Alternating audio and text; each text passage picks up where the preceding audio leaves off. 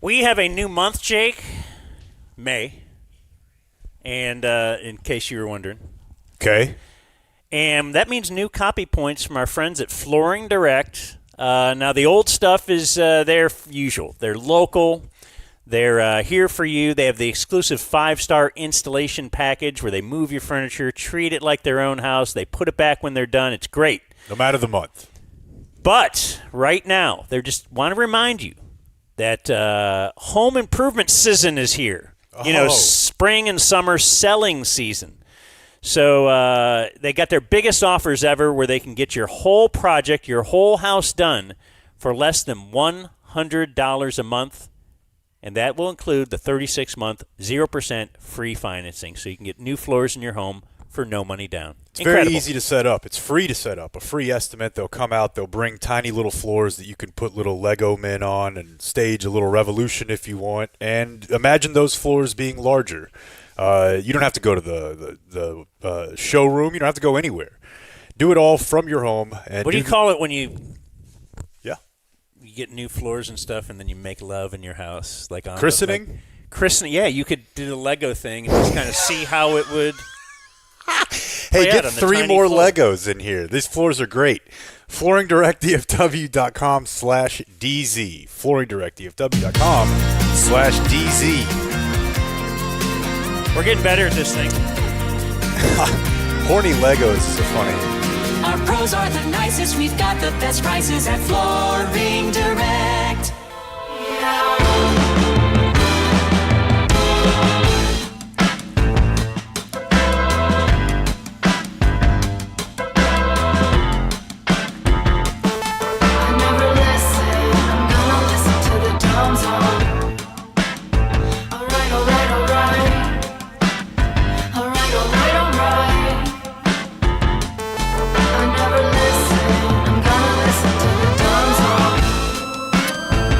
Hello, friends. Happy Monday. This is the Dumb Zone. We're not in the Game Day Men's Health Studio. They still got gameday.dumbzone.com, though. We're on the road today, and I'm Dan McDowell. I'm Jake Kemp. I'm Blake Jones. You know Foodie CK is here, or else you wouldn't be hearing us, / seeing us. On the YouTube, where we broadcast live to tape. Today, we are on the road, a road sit-in at the home, not the office. Surprise, we're here. Of the great Philip Kingston, former Dallas City Councilman, former lead counsel. Is that what you called yourself when you were heading up the Dream Team? They make you declare it, so we had to pick one of us. Oh, who's it going to be? I guess it'll be me. I'll take I'll be it. in charge. I'll take it. That's exactly how it went. Yes, lead of the Dream Team and owner of one of my favorite homes I've ever been in. Yeah? What a place. Yeah, it's Place. nice. I love it. It might be on the market. Rustic. Is it on the market? No. Oh, okay. Not yet. I just saw a sign up. Oh, the sign was about saving City Hall or some other crap. Some other stuff that won't happen. Bond prop. Yeah. Anyway, thanks for having us, Philip. What's the occasion? Is there a special occasion here? It's really just a bit. Like Ted Emrich, the great Ted Emrich, is here with us. Ted Emrich is here. Oh, wow. Yes. And supporting the Big Sky. Yes, I'm always supporting the brawl of the wild with Montana and Montana State, among other schools. Play-by-play guys. Boy, just love throw the when records out the freaky- window. We love the swag, don't we, Blake? Yeah. I mean, I'm quarter sure zip. you have something from this Defunct conference or conferences. that conference. I do too. A lot of Conference USA stuff in my wardrobe, unfortunately.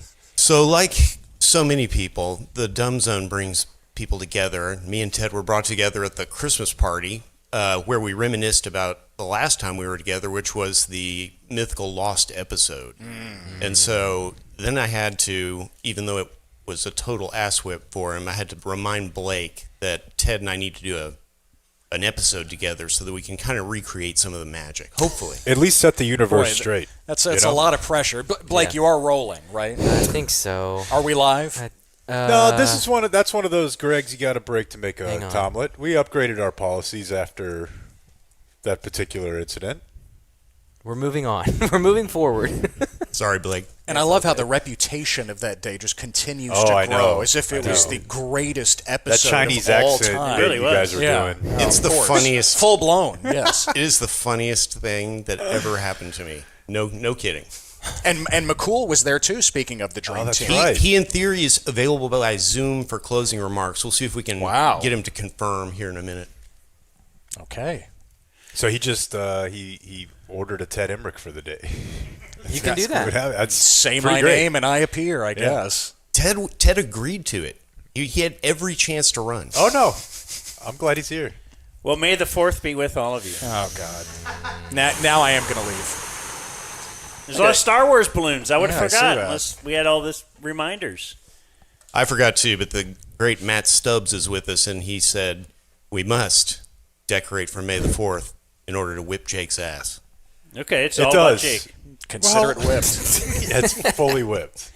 Trust me. You guys see the text out sign on the way in? I'm assuming we traveled I did not. the same. So, yes, the video, right, the full script. May the 4th be with you. Drive safe, you must. They're speaking as the I hate it here. Who is that, Dan? Is the what? As character. who? The character Which of character? Yoda. Oh, there you the go. Grandpa Very Yoda. good. Yes. Grandpa Yoda, I as imagine he's, he's- as he's known. He's real old and stuff. Okay. Oh, also we have a star-studded room here. Mike Mooney is just kind of sitting in the back there. Of magazine. We love Mike Mooney. Of We love Mike magazine. Mooney, folks. Quick bathroom rating for Philip's bathroom, which appears to be in the office. So there might be a little middle ground here, because I feel like that's not a hey, everybody should use this bathroom. It's the office bathroom. I walked in there. Was that Melissa? You see the sign out front? Yeah. Phylissa? Yep. Did, yes. We have celebrity named ourselves. Oh, we're very cute. Oh, okay. We didn't go with Brangelina has nothing on Felissa. Millip. Did we try Millip or We didn't. We thought Felissa sold better, and then we actually did name our real estate company after that. you have a real estate company? Indeed. Damn. I mean, quality bathroom. You expect Philip to have nothing less than top quality, top one of the top legal minds in DFW. Foam soap? I This is forgot where we- to this get is the where we have foam. no- I forgot. We're gonna have a I was huge gonna problem. Do Do it. you know where I'm going, Blake? You were in there. Yeah, I used it. Bar of soap. Yeah. Little bar. It's teeny. It looks like it's been in there for about. Yeah, like the How long have hotel you owned this size. house? It won't kill No, you. it started Oh, it as started, a huge. okay. And it's now down It started to, as the huge Dove bar, and Yeah. now it's It on is its now last the leg. tiniest little soap. bar of soap, and I noticed we were using disposable hand towels are great, but if it says Merry Christmas with a picture of the Grinch, I feel like we're just getting rid of the stuff we haven't gotten through with. You read that Maybe correctly. he was in Star Wars. And I then don't once know. the real guests get here, we'll break out the Season new up. stuff.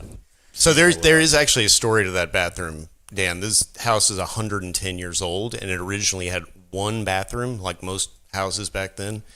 And so that bathroom was put in the 30s when the family started taking in boarders, and the mural on the wall is meant to celebrate the inauguration of the new bathroom. It was painted by the wife of a pretty famous Dallas artist who did some of the mural work at Fair Park. Like Tony Hawk, Bucky Lasik, guys like that, or what are we? Yeah, exactly. I like that. It's underrated. So anyway, that's why that mural is still on the wall. It's in the plaster actually. Actual question though, did they just make you take in people at this time? Like this is No, it was a community home. It was legitimately the Depression, and they were doing it to make ends meet. Yeah, okay. Wow. That's just like Airbnb now. Right? Yeah. I'll tell you what's not. Still, gonna it be there as a soldier by force of the government because I'm protected by the Third Amendment. God damn it! Oh yeah, making a soldier live at your house. Never. That's like in there, huh? Oh, it's in It there. is. Like it's a major Try to thing. put some monster drinking, hard-dicked Marine in my. No way. Can't do it, huh? I thought you were a Protected. patriot. Okay, we have Jon Machota. We'll talk Cowboys with us in about 20 minutes or so we should move on quickly to a weekend check. It'll be brought to us by Puddle Pool. Speaking of new copy, Patrick sent us some over last night. Let's just take a look at the little Puddle Pools copy here. I saw my dude today when I was leaving. He came. He was there, and he said, "Hey, what do you think?" And I was like, "It clearly looks better than it did before." And he was real proud of himself too, like almost cocky. So I'd rather that than a guy who's not very proud of his work. They're great, man. They're DFW wide. So puddlepools.com/dumbzone. Yeah, I used to have like 3 different pool companies. One for the chemicals. One guy would come and fix the Polaris and whatever, and then one on the the machinery. And these guys do it all. And in fact, they also do the hot tub. So some pool companies won't do the hot tub cleanings. They service the pool. Spa is not included, but they do the hot tub cleaning, spa maintenance, the stuff you don't want to deal with it yourself. So they could drain it, clean it, balance the chemicals, get rid of the film and the buildup. Is that what Matthew Perry was trying to do? Was clean it? I think so, and look what happened to him. Super dangerous. Puddle Pools can keep you alive by cleaning your hot tub. Easy scheduling. They show up when they say they're going to. They send you a report. Yeah. So cool. So puddlepools.com/dumbzone. Get it working. I'll go first and go sort of quick. Sports. We had blast ball. We had our last 2 soccer games. So we had a game Saturday and Sunday because of all the rainouts. And we wrapped up the year. It was awesome. It was a lot of fun. Got your little team party this Thursday where that's probably the closest I come to being like, I don't know how to act here. Because I remember last year when we did the party, the parents are almost like looking for a little speech. yeah. And I'm like, well, these kids are not listening. Oh, did you win the championship? Oh. Do you keep score? No, we do. I mean, we all do, but they're not. Oh, then why are we partying?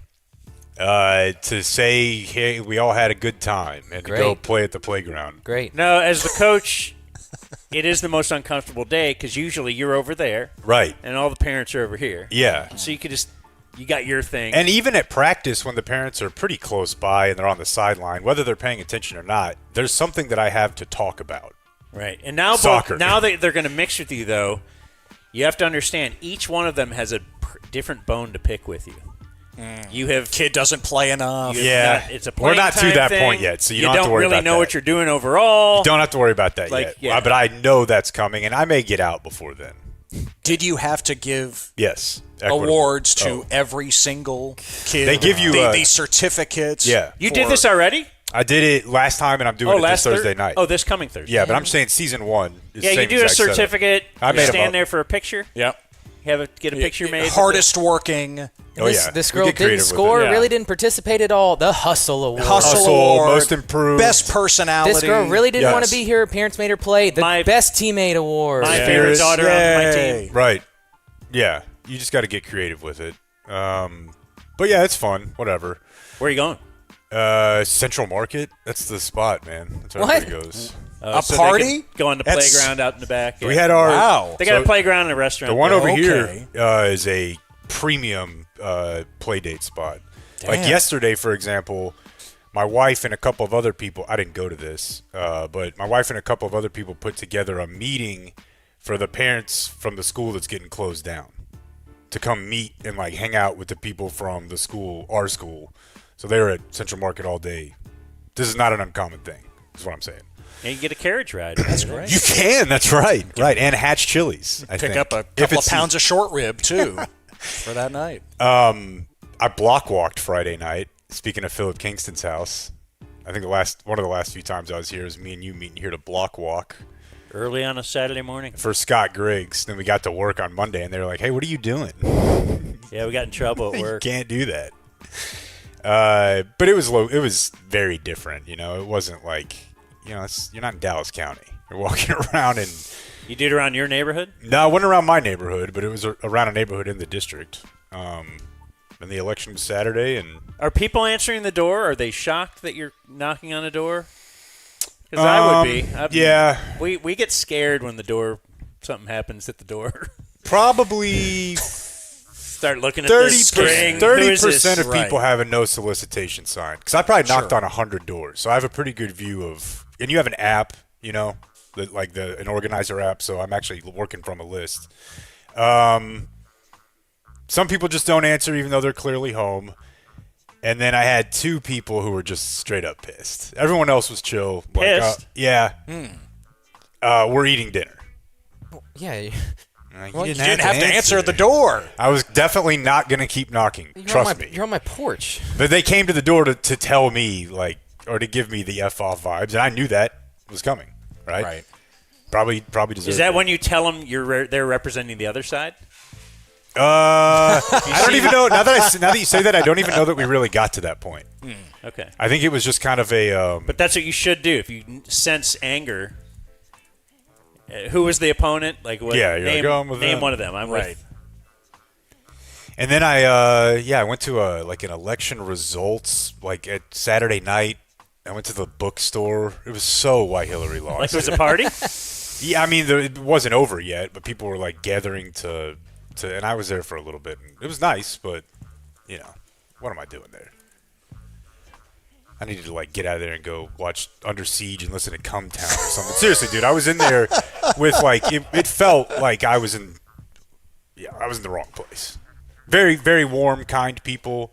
A lot of Birkenstocks. A lot of Subarus. A lot of blue politics, which I will happily sign up for, but I'm not really sure that I my whole fucking thing. No, I had a if buddy. I'm being honest, really fits into the. One of my good buddies back in Cleveland was talking to me recently about, and I think I've told you this before. He's always lamenting WHLs, and he's like, didn't our side used to be his dad is a real grizzled union guy? Yes, that was the picture of the Democratic Now Party, I will right? say this: oil on the hand, dirty, working man. The working man. not to get too much into politics, but I will tell you this: if you want to get shit done, and those are the people that are getting it done. The working man thing. No, but I'm saying now the people who are in progress. It's a lot of women. A lot of times it's going to be, It's all ladies, man. What are they doing? But it was cool. It was cool to get to be a part of it, and and then I tore my knee up yesterday. But Doing what? Settle down. Stop getting hurt. But we're Flag? Yeah, we hung them up. The team Running of the post corner, or what were you doing? the team of South Lake Grand Dragon Wizards. We had a good run. We're done, but I wanted to be there for their last game. Oh, you knew it was going to be the last game ever? Yeah. What's the final record? No lie, dude. It's something like It's 40-2 or something, right? It's something like 100 to 110, 4 or 5-1. Wow. Only You losses tied to one. the God Squad? Yeah, a couple You lost losses. 4 or 5 games. And won 100 or 110 of them. At one point, we won 80 in a row. 70. That's 70 in a row. Did you ever talk about could you beat the worst college football team? Yeah, because those guys are just fresh out of college. So it's look, we could probably get this done. Maybe the Sixers. I don't know. But yeah, So you tore your knee up. I don't know Describe. how. I don't know. I heard something. Uh-oh. Everyone on the sideline also heard it, and while this was not God Squad formal, there were 4 or 5 members of God Squad on the team, and they were the ones that mattered. And in that moment, they laid their hands on me, and they were like, "Is this okay?" On And I'm one like, knee? Yeah. And I was like, "Well, I'm kind of laying on my back, so it'd be weird if I said no." So They asked, "Can we pray on your knee?" Yeah, but I was not stopping it. They were gonna. What if you had said no? I thought about it, but Would like they I get said, up they and were walk away? already, and so Would I they was, curse the knee? they throw fire, sand. Did their prayer help the knee? I think it psychologically does, because I felt gay being laying down, having dudes' hands on me. So I was like, I'm better, and I got up and I walked off. Okay, so so in a sense, way, it worked. it motivated you. Boom. This feels like a situation I don't want to be in. I'll run back to my car. If you had not gotten up, over under on the prayer, 90 seconds, 3 minutes. See, the thing Father is, God, we come to you today. dude, the thing is he prays before the games, and they're long. Yes. You can say no. In that moment, I was not saying no. If I want to skip the one before or after, but if a dude's coming up, like, I know I'm not a religious guy, but that's like the moment where I would think it's cool, right? Like, you're just doing a little positive vibes, like comfort you type thing. I would rather that than whenever I tell somebody, like, hey, I vote Democrat. And they're like, I'll pray for you. He's busy. I'm like, I was wounded, you know? There are other things going on. He's not listening about your knee right now. Tell him no. He's got the straight to open There's up. a lot going on. Topping $5 a gallon. There you go. I had a fairly uneventful weekend, except in my mind, consternation. There's concern about The trip. I have a 2-week trip because you know that I'm a man of great routine. Yeah. Routine, I must do things the same way. I love, it's because things are going well. And for me, I don't expect things to go well physically or mentally. But they're going well, so if I stay in this pattern, maybe they will keep going well. See how long I can keep this run going. But now I have to do something different. And it's driving across the country for 2 weeks and back for 2 weeks. I'm leaving. I don't get to sleep in my own bed. I don't get to, just do everything that I do, which is like nothing. So you do it in the same place at the same time, and that's important. And now you can't. So and I was trying to think of, how on the road I try to emulate my behavior. And I know you guys get annoyed by that sometimes, but then you don't really care because you just do your own thing. That's the way I view it. Mm-hmm. And I think I try to do it because so much everything else is in upheaval. So can I keep at least this? Can I keep my bedtime? Or can I keep my whatever? I don't know. But, yeah, I have a 2-week trip starting Wednesday, but I'll still be doing the show every day. Live via Zoom, phone hooked up in the car. The good Lord willing. Have your guys pray for that. Pray that our Zoom hookup. Yeah, it's kind of like we talk about with the Frankels. 214-817 and all threes. We don't want you to get into a car accident, but it wouldn't hurt us if you did and called them. If you're in the middle of doing whatever it is that you're doing during the show and you're on and something happens. My goal is to not get pulled over. Pulled over. That's a good goal, right? Be funny, though. Imagine the content. Yeah, windshield, you hit a deer. Oh, so I got my windshield repaired. Got a bunch of people told me about, what's it called, Safe Light? Safe Light repair, Safe Light replace. Got the jingle. Okay. A lot of people emailing me and whatnot said they'll come out to your house and do it. Yeah. That did not happen. Oh, no. I had to go to Richland. Oh, no. Richland Hills. I don't know, down there. I know I drove by Birdville High School on the way back. Many auto shops. Then you passed the game day then. The game day is right across the street. That's right. Yeah. No, so, but down there, so you have to drop your car off, and you don't know how long it's going to take. And so I went for a walk just around that area. 8:20. Oh, yeah, man. This time of year? Roof snow. Roof snow, Joe, I was looking for.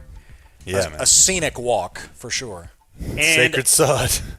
I'm walking around, and I walk by a Long John Silver's. Oh, that's the place. Buddy. And I'm saying to myself, well, what place? Because I'm like, who is going People who live in Richland. to Long John? No, they're not. Are they? Clayton slowly raises his hand. Are you serious? You're taking a Long John Silver's trip? The Mid-Cities is keeping Long John Silver alive. That's what I was like, what is... There's definitely one over by Who would like be sitting Brown around Trail. the house being like, That and Captain D's. Now, I just have a taste for Long John Silver. Now, did you see the Long John Silver / A&W? A&W. Yeah, I used to F with that heavy because slash. because you Get a could get chili dog and some jumbo shrimp? well. No, because they had both types of fries. That was One of an each, interesting please. offer. There's nothing wrong. Listen, if we're just gonna level it out here, fast food, you'll eat at Taco Bell. There are things that they can marry have Taco there. Bell. There are things you could get at LJS's that I promise you would Well, find. how would No anyone one's know? doing They've that. never walked in. We're not doing that. We No went all one's the doing time that. when I was a kid. Okay, really? Like, hey, kids, Oh yeah, dude. jump in the car. Long John Silver night. You're all excited. All right, can't even. Captain's platter. And then we, meaning my wife, because it's her college roommate's son, I've been invited to a gay wedding. Nice. Excellent. Which I don't think I've been to before. I think I would remember, but... There's a very funny Key and Peele sketch. Oh. Where they're trying to prepare all the family for it, and they have questions about how different it'll be. Who proposes to who, though? I was wondering. Please ask all of this when you go. Is there some kind of an element, though, of power? You always talk about there's a power imbalance in every relationship. Yeah. Does the person who proposes, if the other person thought they were the power, like, are they like, oh, no, wait, this shouldn't be? Or are they in their head like, wait, I should be the most progressive person in the world? It's probably pretty tricky if you're trying to play identitarian politics with your love life, you know? If you're like, who am I in this? Yeah. I imagine it probably just kind of happens. Probably like it does in the bedroom. Nobody's like, hey, we're doing this today. How do you know? That's what I'm saying, is I imagine they don't say, like, today I am man, I am woman. Yeah. I imagine they just fucking feel it out, right? But in this situation, someone actually has to buy and present a ring. So that's like a concrete representation of male, female, husband, wife, whatever you want to call it. When is this? I don't know. It's, in a few months or something. There's already, so much indifference already. Could you imagine having to identify, who's going to be in charge tonight? Indifference? He's talking just in bed. Do you want you're to? already All just right. kind of... Do you want to do that? Right. All right, yeah. we have to write a story now? What? Now it's like, well, yeah. no, you... That's a good point. You sound like a guy with a couple kids. That's right. Do Who's I? the power bottom? Do I? I got a couple things. So the first, I actually went out to eat. I hardly do this anymore, with kids and bullsh going on. But we actually went to the Olive Garden. Go hard. Which at one time in my life I thought was fine dining. 100%. Oh my God! Absolutely. Yeah, sure. No, the Macaroni same era. Grill, Olive Garden, no doubt. They're wearing the white dress up shirt or the button up and As much salad as you can eat? Breadsticks? I went with the all you can eat soup salad and breadsticks for $13. Quite a deal. Oh, that's all you ate? Yeah. You didn't have a real meal? I thought you get unlimited salad with your meal. I wanted to. They have different specials. There's a couple months out of the year where they have unlimited pasta, and you can get one of Insane. 3 types. Let's settle down. No, my soup intake has taken a steep increase ever since the soup off a few months ago. Hey, tastemaker. I now know how to say gnocchi. And you can't, Instead of gnocchi. and you can't stop me from Ganache. eating it. No, I used to think this was kind of just a movie thing of you see your friends out when you go out to eat. That happened to me. It's amazing. Hey! Hey, Look at this guy. makes you feel like $1 million. Kind of do a little fake jab at it. Look at this guy. Needle nose Ned. The entire restaurant's looking at you, wishing you'd sit down. Bing! But it got me to thinking. So Dan eats out just about every night. Hey now. And it's because I know we have Foodie CK. He's real boots on the ground, but I feel like Jake is the C-suite about how food is going on a macro level. I don't know what that means, but I'm honored.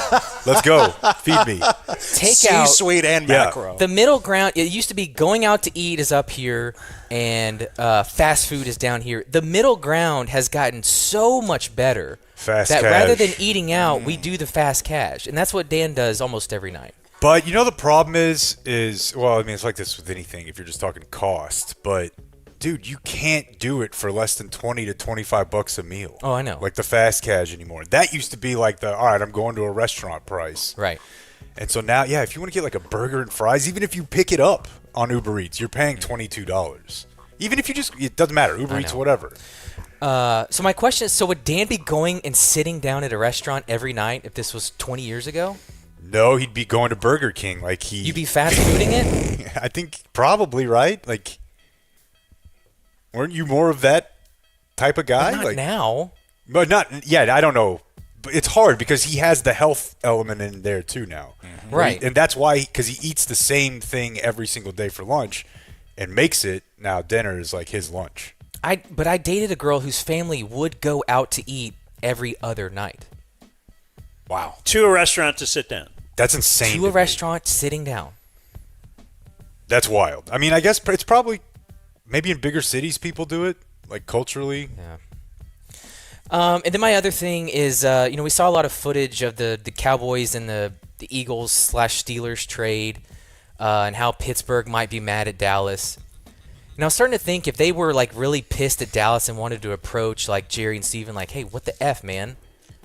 Of all the GMs and owners, I think I like Jerry and Steven in this. Physically? For a Yeah. Now, 10 years ago, mate, the thing is there's a lot of these bro GMs now. Yes, I think Steven Steven in particular. is fake. Fake? Steven couldn't fight. I don't know, dude. He drinks a lot. I think he could fight. Yeah, that's a good point. I think if Joe Shane walks up He to drinks Steven, a lot. I think he could fight is a good point. Usually is. Like but if you're like that age. also, but the thing is, I bet Jerry has made Steven play like Boar on the floor, like where he's doing some embarrassing shit. they have wrestled. And he's wrestled around with him, and I promise you, he's made him fight before, somehow, some way. What? Yeah. So what? Father-son ownership team has wrestled. Like the Rooneys. Can you picture the Rooneys wrestling? I feel like the executive that would be at the top of this list, based on our draft stream, would definitely be John Schneider of the Seahawks. John Schneider's up there. Well, that's Yeah. exactly. Don't forget John Lynch. We have to go own it. Yeah. If you're To including get- owners, yeah. But I'm saying, You need tag teams. if you wanted to bow up to Steven because you were a little mad, I like our chances. I think like Steven's it's chances. worth reminding people that that's kind of the appeal of the Cowboys. As effed up as they are, like I'm a Cowboy fan, so I have to face like, what is it that you? It's that they're like a dysfunctional redneck hillbilly family-run business that I identify with. Mm-hmm. Like that's part of the appeal. Like, yeah, definitely some questionable behavior. Never was going to end up on that Epstein list. Can you? It's just not our brand of crazy, and I appreciate that. I'm picturing Steven slowly taking off the clear rim glasses. Me too. Handing them to an underling, and then just all out mayhem. Right, I'll roll up the sleeve a little bit. We got John. Yeah. Oh, okay. Well, we'll talk. Let's keep talking Cowboys. Let us actually think about it in the term of. I was thinking of this: the stadium, AT&T Stadium. Do they get a property tax bill?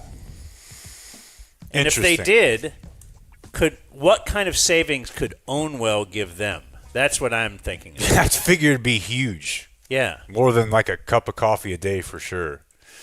Jerry, the address is ownwell.com/thedumbzone. They'll handle all of this for you. They will start the protest for you. Mine actually started this year on January 6th, and then they email you every couple of months, weeks, if there's updates, and say, here's what's going on. When it's done, it's done. The percentage they take is lower than the industry average, and they only take any percentage if they save you money. I was probably going to say something that's illegal there. But don't. Just be like us. Ownwell.com. Be like Emu Tom. The Dumb Zone. There's That's a right. financial guy who emailed me this weekend that he just signed up with Ownwell, and it took like less than 5 minutes. Good That's deal. their slogan. It takes like less than 5 minutes. What's the website? What's the CTA? Ownwell.com/thedumbzone. All right. Joining us now, the great Jon Machota from the One Star Cowboys podcast. We're also here with Ted Emrich, John. Don't be intimidated. What's up, John? Hey, Ted, how are you? Great to see you, man. Can I add something real quick to your guys' previous topic? Sure. I was hoping. Always. Jake, you're absolutely right. Jerry did put Steven in a ring when he was 16. Jerry was, I don't know if he was sponsoring, but he was working with some young up-and-coming like cruiserweight style boxer and was like wanted Steven to get in there and spar with him. And I guess the guy messed him up pretty good. And so Jerry just tells this story of how he was like, all right, that wasn't a good idea. Just make sure you don't tell your mother. Don't tell your mother. So there is It's truth to molded that. him. I love it. I can't get away from it. Just real quick before we get into Cowboy stuff, I saw a note over the weekend. I think it was Shedeur Sanders' brother, maybe Shiloh, had made a comment to Mary Kay Cabot of the Cleveland Plain Dealer. They go back. It seems like they really don't like her for whatever reason. It just got me thinking, what's the meanest thing a player's ever said to you? Oh, I mean, definitely Des Bryant dropped a lot of F-bombs on me in front of a lot of people at training camp practice. Like it was personal. And before preseason game too. That was probably the biggest one publicly. He tweeted some stuff, but nothing too crazy. He was mad about like a tweet I put out that I didn't provide more context. So we're good now, but no, that was probably the worst one publicly. But nothing. I mean, that I don't know. Like it bothered me at the time, but that was also at a time when, he tweeted at David Moore, called him like a sucky writer or something like that, and so that was kind of par for the course at the time. So it is funny now with, some of the younger guys covering the team, like Joe Hoyt and Nick Harris, when certain things will happen. It's just always funny that there's always seems to be a Dez story in some way or another that tops it. Did you see the Photoshop Mary Kay Shedeur? No. Somebody had made it's kind of a grainy photograph, but it's doing a parody of the Vrabel Rossini. It's all the rage. So it's Mary Kay and Shedeur were holding hands, locking eyes. That's just mean. At a resort. That is just mean. And we real love quick, it. Dan, what's your thoughts of Mary Kay with you following Cleveland? Because from what I know of her, she's like one of the most thorough reporters in the game. But I don't know what your take is, though. Yeah, I've always thought she's great. I think she does a wonderful job, and as you know, that might make some players not like you because you're not there just to, I don't know, push their narrative. So I've always been quite on board with her. I think she just, not that the Hall of Fame means everything. Did she do the Hall of Fame? Did she get in the Hall of Fame? I don't know. Yeah, I'm pretty sure. Yeah, recently. Yeah, I mean, she's at everything. We listened to her speech, right? Did we? I don't know. Somebody's. A lot of those old time, though, for some reason, like I know the Browns all hate Tony Grossi too.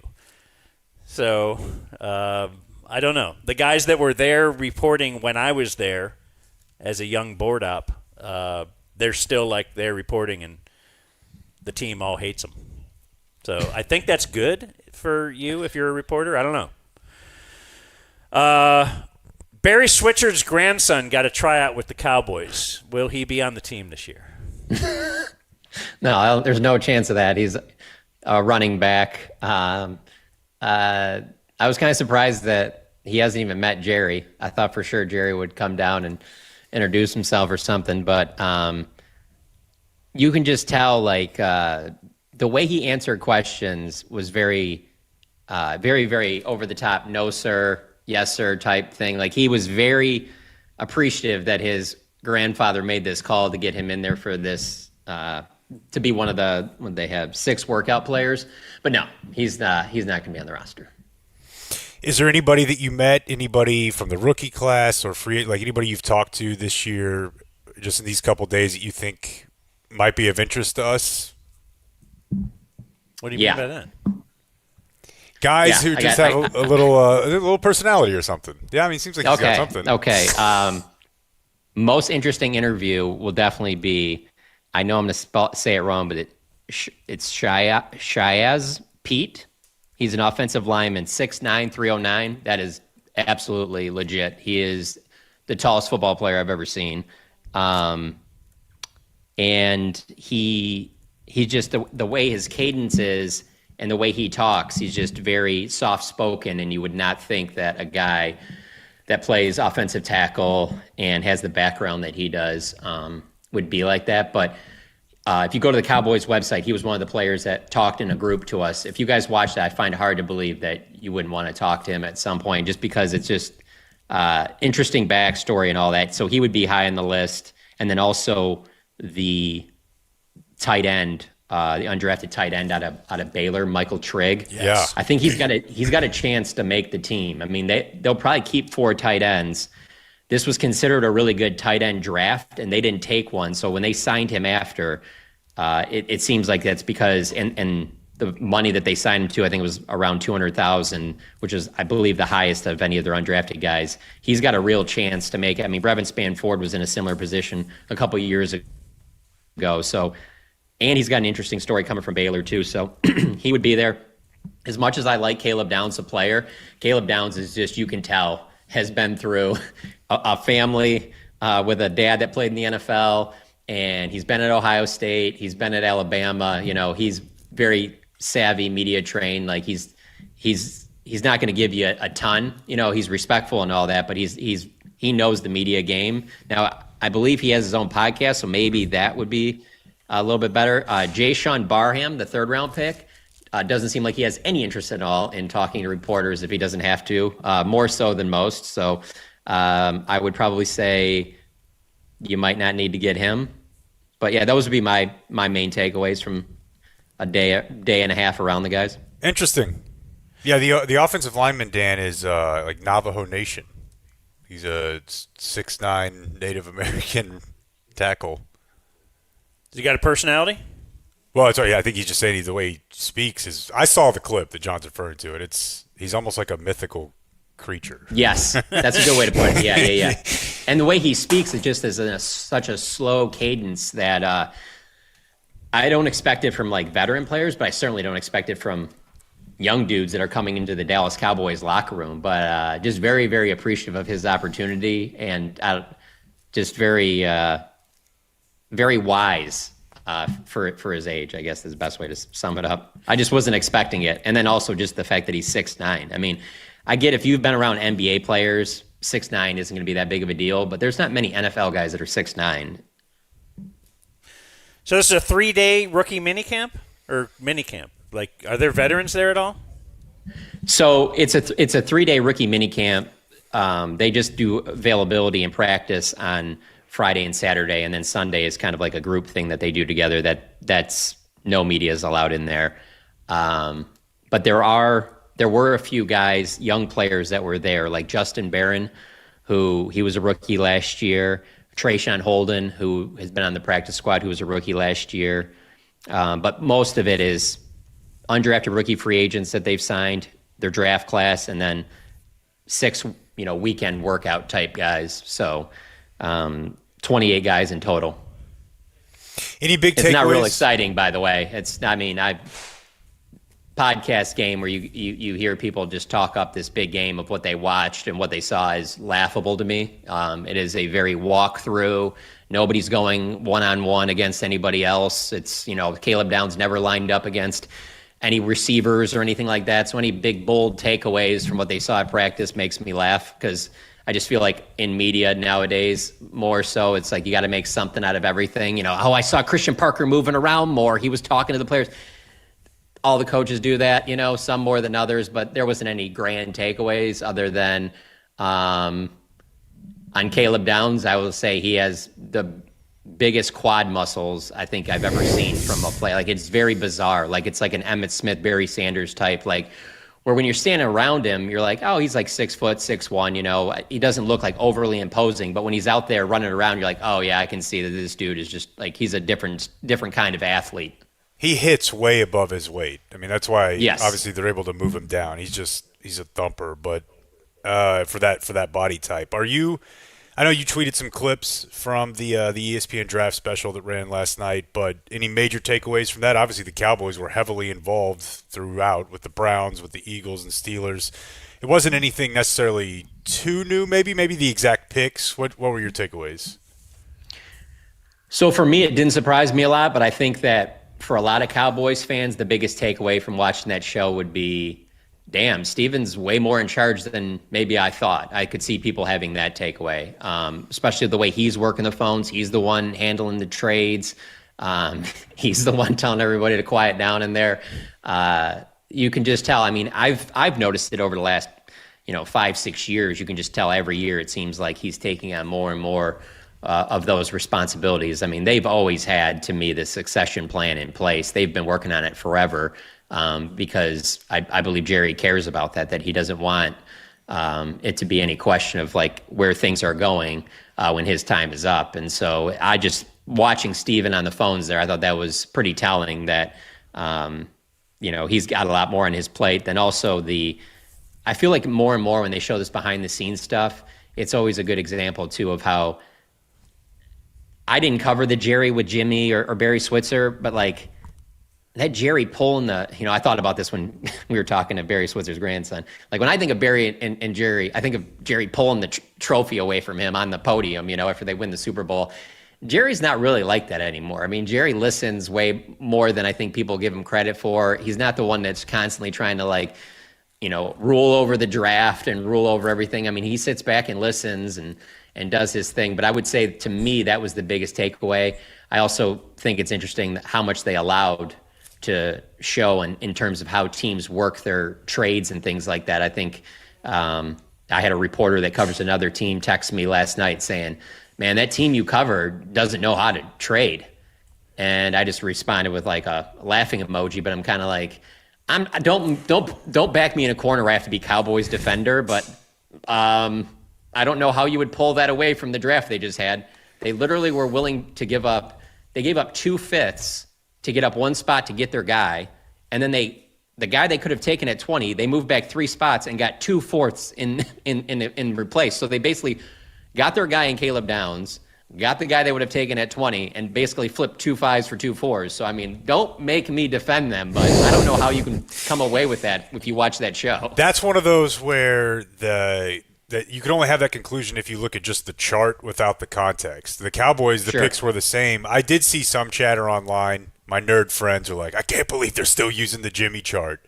And because every team's got a bunch of charts, and the chart has changed. It's been updated. It would be crazy if it hadn't. That was 35 years ago. But people get mad when they see the Jimmy chart still out there. All right, I hate something about what you just said. That's a tease because we want to mention Trident Access Services here. Don't hate your gate. Trident Garage Doors or Gate. Yeah, I guess Access Services means that they will install those gates, any kind of gates. The swinging gate, is that a play? Sure. Okay. Yeah. The swinging gate.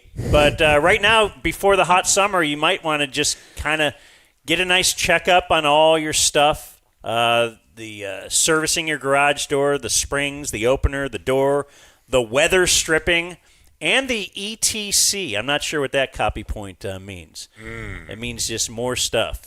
So very quiet garage door over at my house. For sure. And it's because of Trident. DZ clients will get a 10% discount when you tell them the Dumb Zone sent you. They have like an old Humvee, so ask them about that. Those things are sick. Trident, txtrident.com. Hit up Jeremy and his team of first responders and veterans out there, and they'll take care of your garage store. 817-512-1212. Your T's. I hate Jon, number one.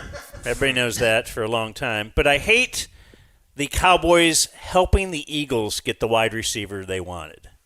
And I know that Jerry did, I don't know if it was your question, address that in one of the press conferences. Like, look, we're trying to beat all these teams. But I don't know.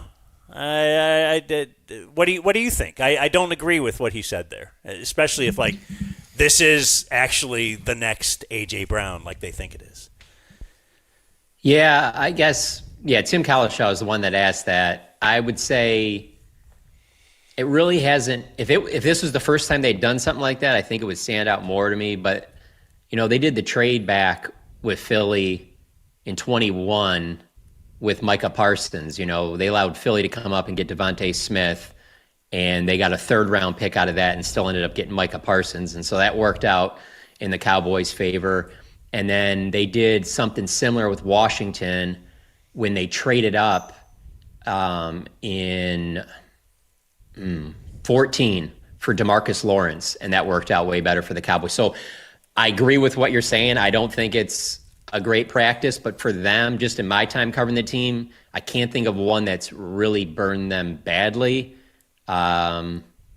Although we will have to see where this whole thing goes with Micah Parsons and trading him to the Green Bay Packers, because that remains to be seen. That could be the one that, I know they're not division rivals, but why you would help out forget the division rivals. The last 15 years, no team has been a bigger thorn in their side than the Green Bay Packers in the playoffs, and they gave their best player to them. So that one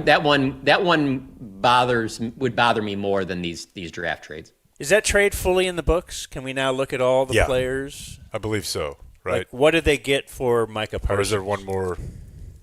Yeah, I feel like I saw they some articles. Yeah, they give up one of those ones next year to the into the Jets still for that Quinn Williams deal to get that finalized. But basically what it comes out to is Kenny Clark, Quinn Williams, Malachi Lawrence, and then they count the 2 4s too because you traded that back, I guess, to get Malachi Lawrence. I think there's something else, but main thing is that you get Quinn Williams, Kenny Clark, Malachi Lawrence, and then a little bit extra. Oh, and then the thing that the Cowboys will point out to you is that you're not paying any of those guys the salary that you'd be paying Micah Parsons. That's another topic, but I'm just telling you that's what they often will bring up. Don't forget they offloaded Mozzie. It's part of this. That's fair, yes. So they don't have to pay him the next contract. That's right. Yeah. That's right. I enjoy the spin also. We've talked about this a little bit, but I want to get your take just on Malachi Lawrence, the whole thing. Why is he a leader? Because he stayed at one school. That's what this guy cares about. Wanted to make sure that he stayed at one school so he can lead And then Caleb Downs, why is he a leader? Well, because he's a leader. He's just a leader. Sure, he left. Doesn't matter the school. Doesn't matter the school. He could just leave the school, and now he's instantly the leader at Ohio State. It's takes all time. It's just an amusing game that we play in the media. I don't know. The team is playing it, really, not the media necessarily. Well, I will say for Malachi Lawrence, I think that situation is a lot more similar to Tyler Smith a few years back being at Tulsa. If those guys are like, I'm playing another year of college football, they're probably not at those schools because that's when Alabama and all those schools are coming. Because in both cases, they're a little bit more of like a late bloomer type where like Caleb Downs, you talk to him, he probably had a good idea that he could play professional football or that he would one day play professional football probably in high school. Where when you talk about like a Malachi Lawrence, he probably didn't think it was real until maybe a year or two ago. So he's a little bit more of a late bloomer. So I don't think he had the opportunities that Caleb Downs did, or he probably would have left UCF as well. But you are completely right on that. And the teams I've covered, especially under Jason Garrett, that was always such a big talking point, right kind of guys, all that stuff, got a good locker room. And it's really gotten them no closer to a parade. So I just think that stuff's overrated. I lean into what the Eagles do. I just think the Eagles for today's NFL are the best run organization. And a lot of that is obviously because of Howie Roseman. They're super aggressive. They make mistakes. They move on from them. And I guess I don't cover them on a day-to-day, so maybe they do push culture stuff. I find that hard to believe with Nick Sirianni as the head coach, the stuff they've been going on with A.J. Brown. It seems like they are built where, yeah, give us the best 52 guys, and we'll figure it out behind the scenes. And I just think that is a way bigger deal in the NFL. Give me the most talented team, and then we'll figure out the culture. Because if we're winning, the culture will be fine. John, before we get you out of here, we wanted to play a little bit of audio for you. We were laughing about this last week. Of course, the Cowboys, they sort of moonlight as a football team, and during the day they're just sort of a content factory because the draft calls now, they used to be kind of cute, and I liked it. It was 30 seconds. It was kind of like a kid getting a scholarship, you know? But now it's so produced. The call's 2.5 minutes long. They pass the phone around. Dun, dun, dun, dun. And listen, I'm going to call my own foul here. Everybody code switches a little bit. Everybody gets into I already know where this is going. Everybody gets into different situations and speaks a little bit differently, but here's Coach with Caleb Downs. Man, we're happy. Here's Coach. Here's Coach Schottenheimer. All right. Caleb, what's up, brother? What's up, Coach? Hey, congratulations, man. Hey, we get to play knockout a little bit more, man. Hey, we're going to have to play knockout. I'm going to have to beat you in putting again. Hey, damn right, brother. Hey, I can't tell you how excited we are, brother. Oh, hey, damn right, brother. Hey, brother. And listen, like I said, it comes from the one best of brother us. every 8 seconds. Comes from the best of us. BRUTHA. It absolutely happens. Here's another one. We got the best corner in the draft. He said, all right. There's the return head coach, Brian Schottenheimer. Cocky Gator. All right. Hey, Devin, Coach Schottenheimer, from one Gator to another. Hey, you bring that to life, brother. I'm so fired up for you, man. Congrats. Like, I halfway expect him to be like throwing up gangs. Hey, mork-ass bitch. I didn't catch the first time the guy goes, all right. Yeah. Like, he knows what's coming. Corner in the draft. He said, all right. There's the return head coach, Brian Schottenheimer. Cocky Gator. All right. Hey, Devin, Coach Schottenheimer, from one Gator to another. Hey, you bring that to life, brother. All right. From one Gator, he's like, yeah, I've seen your name on the wall. Yeah. So I'm sure you enjoyed those, John. But we actually found a couple of them that they actually called guys that they had just signed, undrafted free agents. I think this one might be a D tackle from Virginia Tech. Let's see. There's the return head coach, Brian Schottenheimer. Cocky Gator. All right. What up, what up? It's Coach Shoddy in this bitch, fam. I'm so motherfucking excited to watch you thump these bitch-ass motherfuckers. Bet? Yes, sir. Appreciate it, coach. Because you're the real goddamn deal. You know what I'm saying? Fake motherfuckers to the back. Yeah, I mean, Coach Shoddy ain't got no time for none of that bullshit, playboy. You heard? Yes, sir. I thought that was... Boy, I missed that one. Over the top. I think once the ESPN and the NFL Network cameras leave, that they really ramped up. You know, everybody was loose. I think this last one here is a Vanderbilt linebacker. What it do, young blood? Doing good. How you feeling? Good. I'm excited. I'm ready to get to work. Fuck yeah, twin. Hey, listen, man, it's like they say in the streets, knock if you buck. I need some motherfuckers down here in Triple D that are bout it. You're going to have to listen to me talk like this for years, okay? Does that sound good to you, my G? Yes, sir. It's so excited. Yay. All Yeah, right. so if you ever need behind-the-scenes type audio, John, we have sources. Just hit us up. So it's funny that you play that because I've been thinking about like the future of my job and how much a big part of it going forward is going to be just how this stuff gets better and better. And I'm going to have to be the one that's like, no, this isn't real. Yes, that's real. I'm sorry. No, that's AI. Yes, this is Photoshop. We're No, the that's worst. not really Mike Vrabel with Adam Schefter. Yes, that's an actual quote. You know, Yes. because don't get me wrong, like that's good. Now that sounds for the most part like him, but it's scary how it's only going to get better. Yeah. Especially for anybody that has a lot of like, you know, you've been interviewed a lot. There's a lot of your cadence and the way you say things. Like it's only going to get better and better and better. And I just feel like there's going to be so much of like how many years are we away? And I'm going to enjoy it when it happens. Hopefully it's not me. How far are we away from a coach being asked on the podium something that just was straight AI? Like, hey, I saw the other day you said this about whatever, and it's just completely fake. And it was like, I never said, where is that from? You know, it can't be that far away. But that's the stuff that I think, well, that's going to be part of my job. Well, we're sorry, but I don't know what to tell you. You're going to have to see through the ball sack, That's right. John. You're a dogged That's reporter. right. I'm fine with that. Dogged, maybe an anchor word. Well, you're the best. Go listen to the One Star Cowboys podcast, wherever else John pops up. Best Cowboys. Yeah, I just started a podcast. Facebook page. Boy, you're really getting with it, John. I Dude, noticed that awesome. here. Great. Your pinned tweet. Hey. You're on Facebook now. That's awesome. There's reasons behind it. I'm not going to share all of them, but there's a big following out there for Cowboys information that I didn't really care about the previous 10 years, but some people have told me about the reasons I need to be on there a little bit more. So Ethel needs her Cowboys news. please go ahead and follow me at Jon Machota, Cowboys reporter. I'd appreciate that. All right, John, we'll catch up with you. Brother. See ya. All right, brother. Well, we have a little bit of breaking news. The Mavs have hired a GM, or at least a team president, and they're calling it alternate governor, which is a term I was not wholly familiar with, but it's effing Masai Ujiri, who is arguably the most well-regarded NBA executive of the past 10 to 15 years. He was the Raptors GM from 2013 to 2025. And he was with, I want to say, either Denver before. Denver. Before that was the Carmelo trade. But he just thought of as. So he got Kawhi then? Oh, yeah. He But just then thought he lost Kawhi?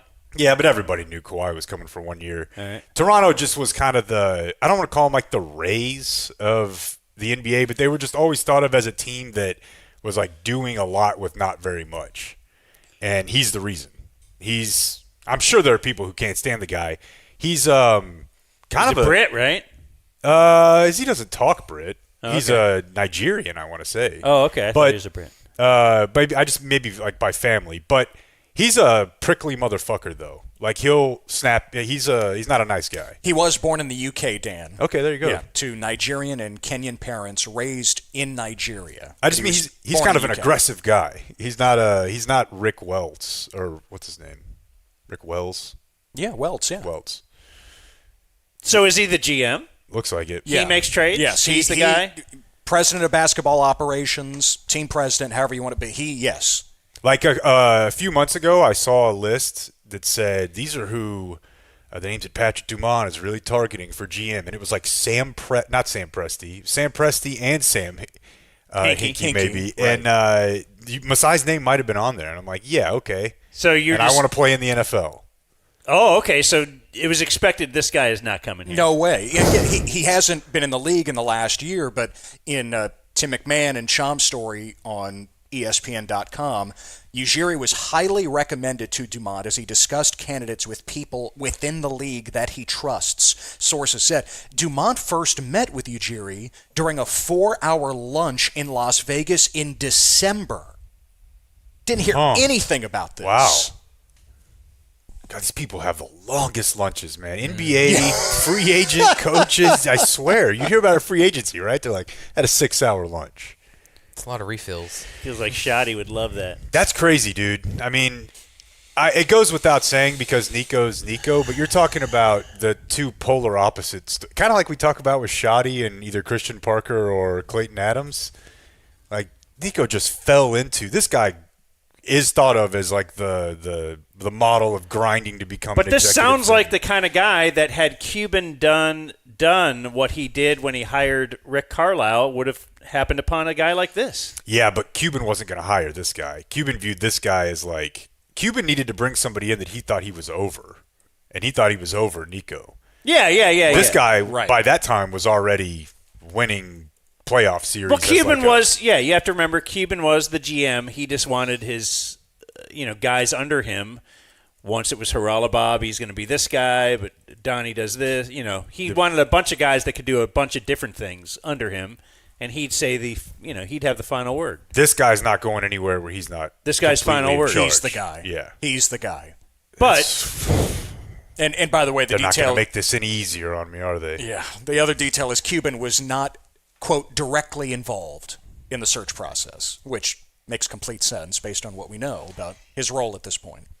His role at this point has been very weird. Like right after the Nico thing, it was like, oh no, Cuban's back in the fold. Back in. And was that all a PR move by the Mavs?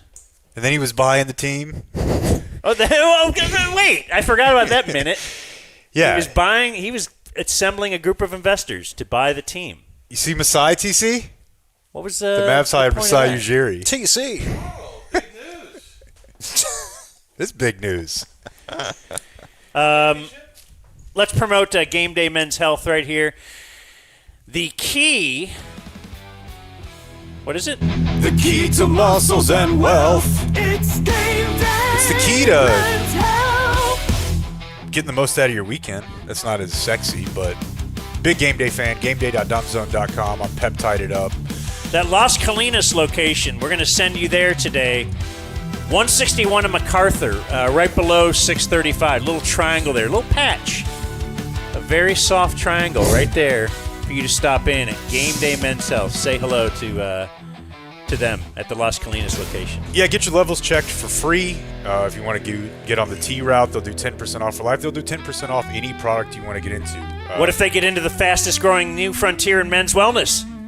You talking peptides? I'm talking peptides, bro. Then you'll get 10% off. Whether you're dealing with injury, trying to get back in the game. Hey, you trying to get back at it? I know Go what to you mean. GameDay.dumbzone.com and get this process started today.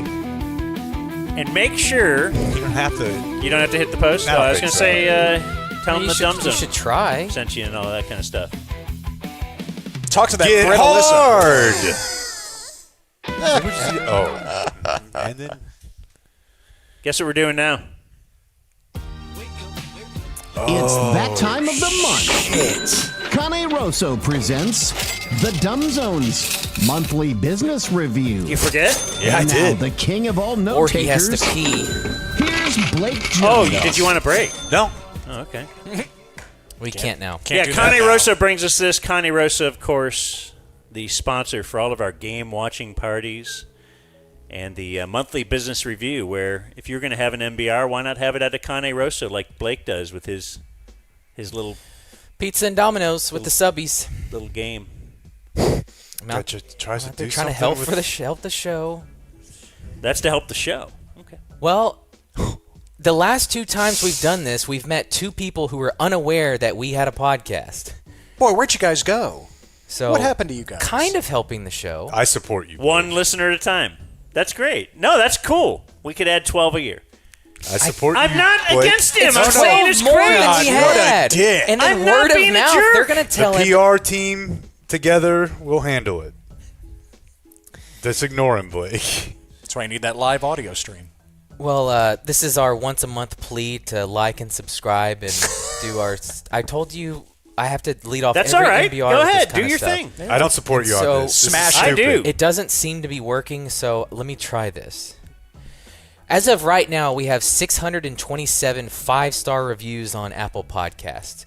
If that gets to 700 by the end of the week, I will double my Angelo scholarship to the North Texas Food Bank. $200 to the North Texas Food Bank. What is he if we doing? get to 700 by the end of the week, If please. not, Wow.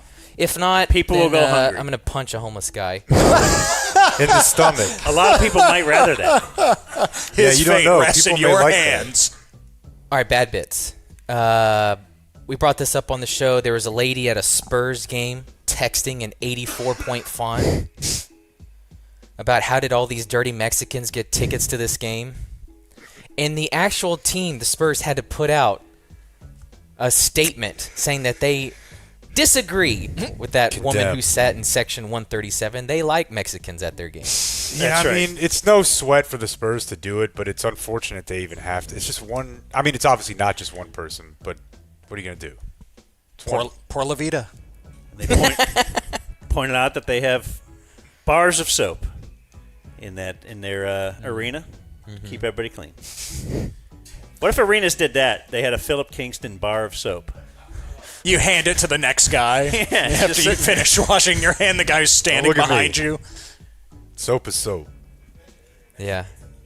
Our gummy thought of the month. Oh, We don't do this every month. Okay. But I thought this You was a have good month declared? for it. Because the person who is the face of HIV, his name was Magic Johnson. Yeah, that one does really mess you up. That is. the only wiener powerful enough to not get killed by HIV. Yeah. It was a magic wiener. There's so many levels. Right. Let's do this. Things Dan and Jake want. April 7th, Jake wants to write commercials for big companies. Boy, I don't remember. I don't. Yeah, You're kind of doing it now. What do you mean?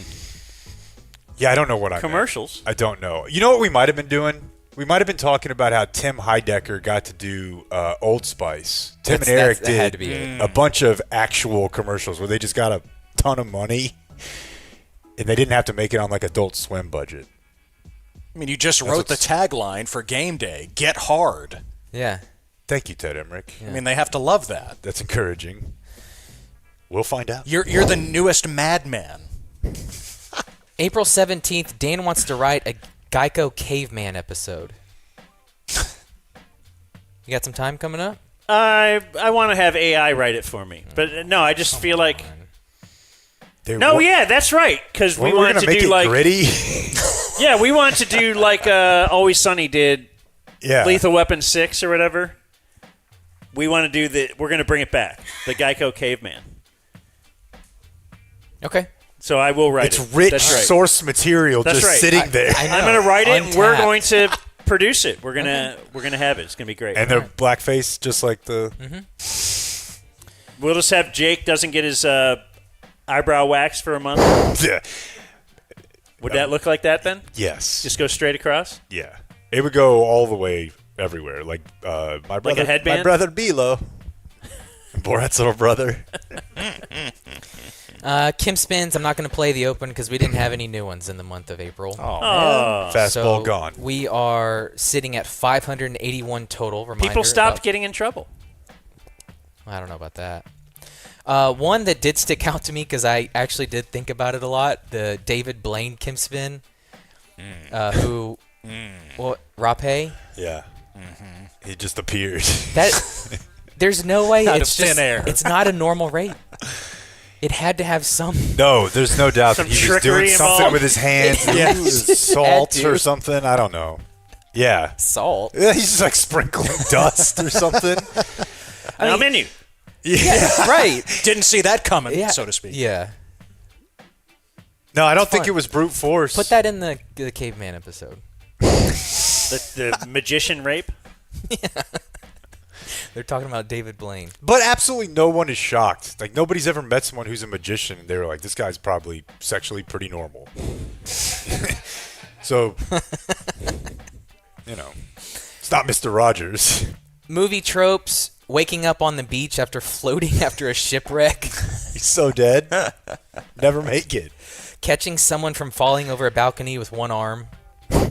Ooh, yeah, maybe Yes, even by, one hand. by the like wrist, right on hand, the arm. yes. Pull him back up. And then final one, keys in the visor. Oh, yeah. There they are. Where could the keys be? Oh, they're up there. Let's do this. Jake has a buddy. Just one in April. Jake has a buddy who bought the No Puppet Sickle Fidel Castro hat. Truth. It's a collector's item. You're not mass producing those? No. Those didn't sell well. That, as we've discussed, that was an early debate amongst us. Anchored phrases. We've got striking resemblance, embroiled in controversy, fortuitous bounce, vim and vigor. I've used that before. Oh, no doubt. Oh, yeah. We both have, Blake. Mass exodus and full-fledged. No half-fledged. Short words. We had decel for deceleration. You might still have that. And this one is egregious. Vu. Oh, yeah. For rendezvous. Yes. Oh, no. What was the show is hockey that? one? There was a hockey. Oh, DTF St. Louis. Yeah. Yeah, I'm trying to find the There was a hockey one called. It was Oh, Reggie. it was The Reggie. Reggie season, I yes. forgot about John that. Butchercross, yes. You guys played that. Yeah, I got to put that on Reggie season. So over the weekend, the PGA Tour had what they now call a signature event. It's a bigger purse. It's a better field. So like people 20 like million or something crazy? Exactly right. And Scheffler's in it, and so Cameron Young wins. And it wasn't said on the broadcast, but I saw a reference to it on social media. It's a Siggy. For signature event. Siggy. Oh, are we doing Yeah. that? Another Siggy coming up this week. Here's Butchergrass, Blake, much. if you want. Okay. Well, it's the playoffs. You got to find a way, and they find a way to get a big one. And then Lindholm ties it. Elias Lindholm, a guy that. Maybe I skipped Power it. play. They were 0 for 39 going back to the Reggie season. Well, it's the. Reggie. He Will you do really that got next after year? That. Oh, yeah. With Berline? Yes. Of course. Steve, it's only the Reggie season, but boy, the Cowboys are looking good. He can sneak anything And the great thing about him, he'll just go with it. He goes with it. Steak and Snickers. He went with it. It was no problem. I loved having Berline on the game. Yeah. God, that was great. On the draft, that was excellent. Man. And he was down for it too. The Ted Rudy was stuff, there, but I couldn't figure out, did he know who He Ted had was? no I idea. don't think so. He No. had no idea. I No. texted him that weekend. He didn't respond. Nothing? Nothing. How many games did you two do together? 12. Yeah. Yeah. He has no idea. Like, who I feel am. like your voice is pretty. He has distinctive. no idea. He introduced me to Jim Nantz when we were in Denver. He has no idea who I am. Oh, yeah. Jim was actually kind of cool that day, He wasn't actually Yeah. that really surprised me. I remember you came back and said that. Yes.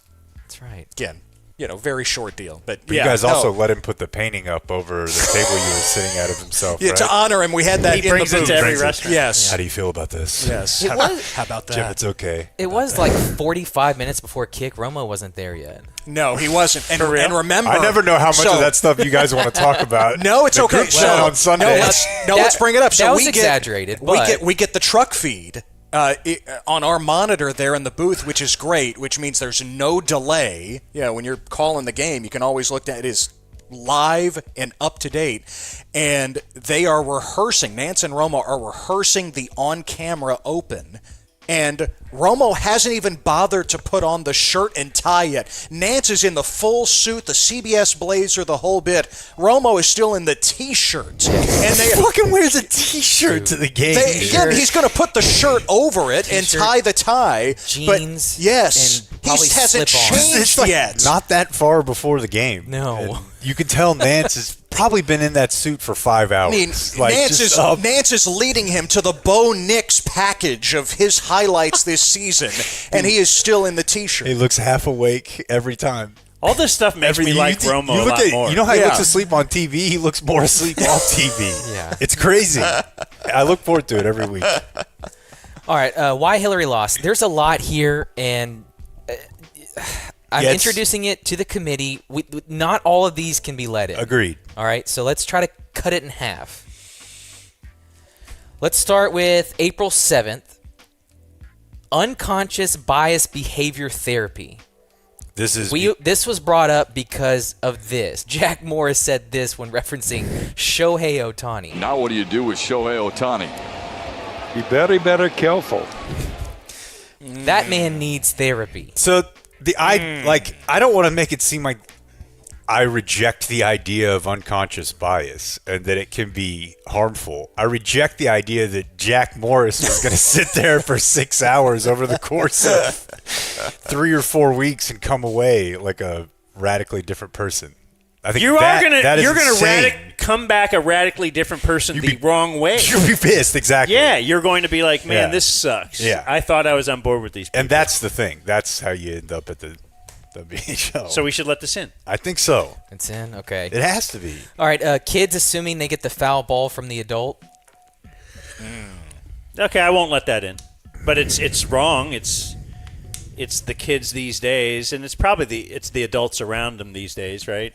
It's participation trophy. The adults around the other kids. But I've long said this. I've been going to games for like almost 50 years, I guess, and I've never got a foul ball.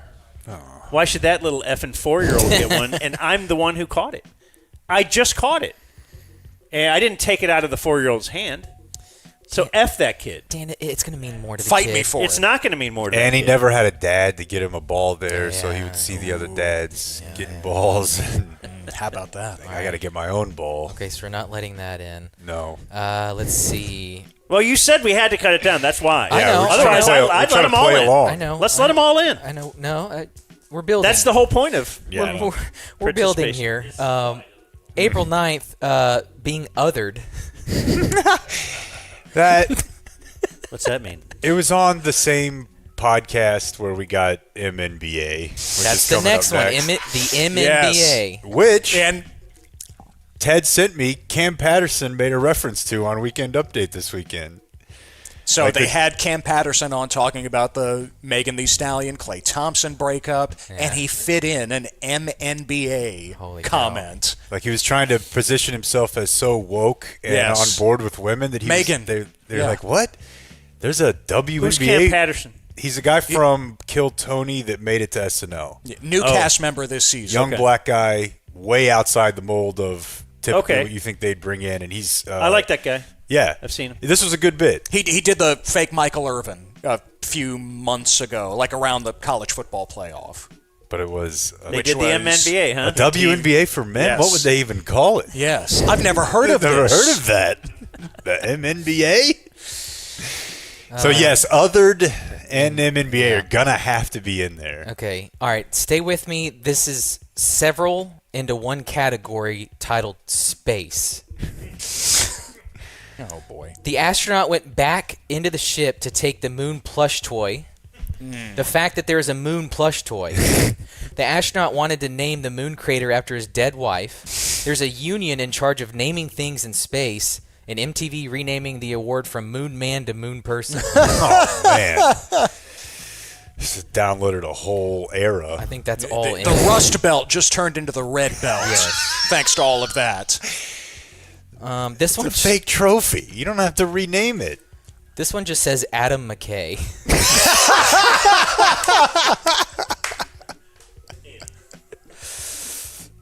Probably it. From April 20th, your picture as a place setting at your birthday party. No, I've thought about that. I think that's a good bit. A good bit. I think that's How a did good it go bit. from WHL to good bit? Because I think that guy's wife was messing with him. I think your wife, putting stuff out to embarrass you as you get older is kind of funny. All right. Nike's Boston Marathon ad had to change because it said walkers tolerated. Dude. That's in. Yeah, that's so everything that's been going on with Nike, but that's brutal. How about these? Gluten-free communion. Like, we're suspending disbelief on part of this, but That's just taking care of people. Yeah, you can't put that in. Okay, leave it out. The veggie Italian sandwich. What's wrong with that? Yeah, again, this is a guy who just only eats meat. How about you just don't get to experience the Italian if you don't eat meat? That's a good You don't point. have to call it some other name. Just eat your lettuce. It is a weird thing with vegetarians. You need to have. You want to feel a part of things. Like I need fake chicken. Yeah. Tofu. They let you kill. Oh no, tofu's fake all right, animal, but you beat its brains in. No, yeah, but it's when you have to make something emulating meat. Right. Like I thought we're against meat. Why do I need a fake burger? Like I don't. No, that's want what I'm something saying. to They should taste like a construct burger. like a tofu bird for you to strangle. Yeah, that's Bare you're right. hands. This was the day that Brandon Aubrey signed his contract. Jane Slater tweets about how important Brandon's wife was in all of this. True. That's true. In? Okay. Only if Dan says so. The NBA Teammate Award. Oh, like good teammate? Yeah. God, man, that takes me back to when I was a kid. I could not handle the Lady Bing Award.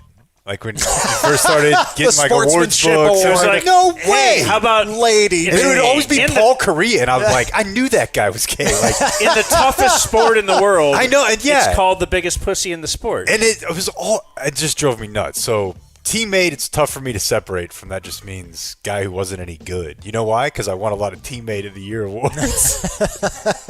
Well, I think Gretzky might get the Lady Bing though too. It's just if you didn't Get penalties. it was and- like gentlemanly play or whatever. Yeah. Okay, that what does that mean? Well, it's a weird award. Two more. Michael Stipe recording a tree. I'm pretty sure I got ball sacked on that. I No, don't it's know, real. but yeah, he recorded a tree and then played it back for the tree, and And then it will recorded be that. on his next album. The reaction. And then finally, a listener sent this in. Renaming Gay Not Gay to Why Hillary Lost. Yeah, Is probably why Hillary lost. Yeah, probably. All Brett right. Hull won the Lady Bing. What? In 1990. I know. Final thing. General notes from the show. Be quick. Back to April 2nd. Dan did not like the 7 a.m. workout. Oh yeah, how we been since then? You were all about it that day, but then the next day, I think you said you fell asleep at 3 p.m. or Yeah, it was something. terrible. Everybody's like, "Oh, you're gonna love the morning workout," and I did not love the morning workout. 9:30 I can do. You settled in there. But not 7 a.m. 8:15, a little difficult, but I just need to get up, get going, eat. Yeah, you eat first, as opposed to doing it on an empty stomach. Yeah, you gotta eat. No, you don't.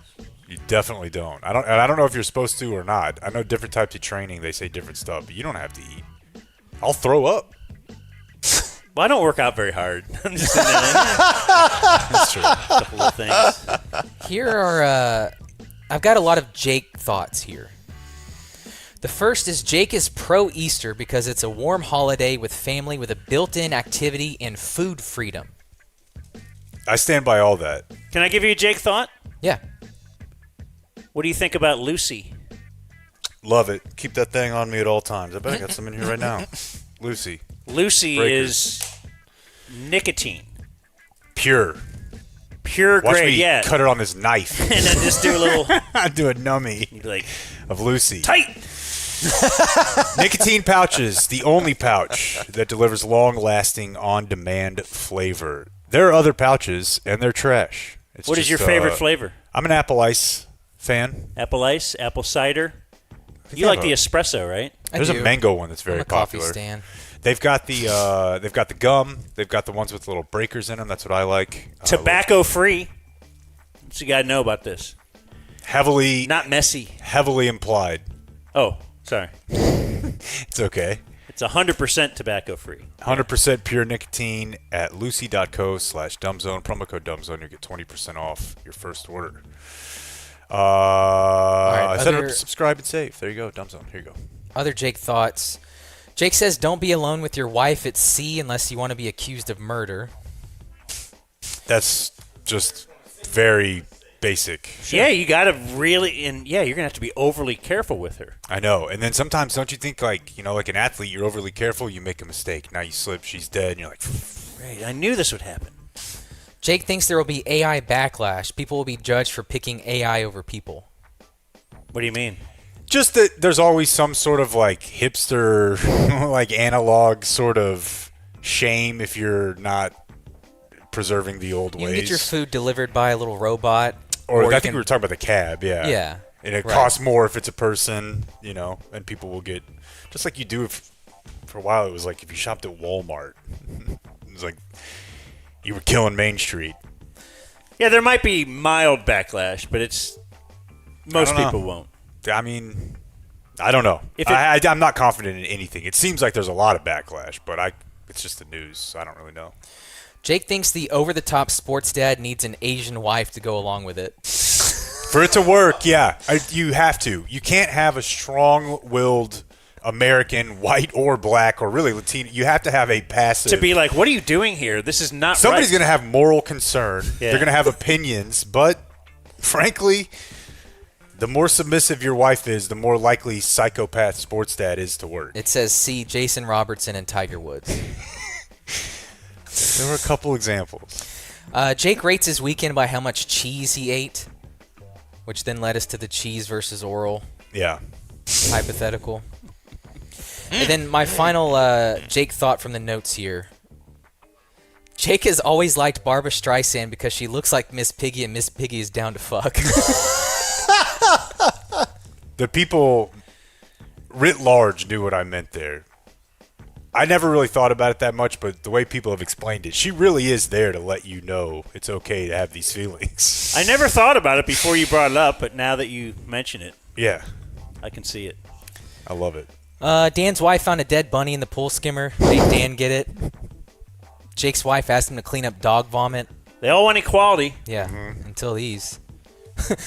Dan was a big message in a bottle guy growing up.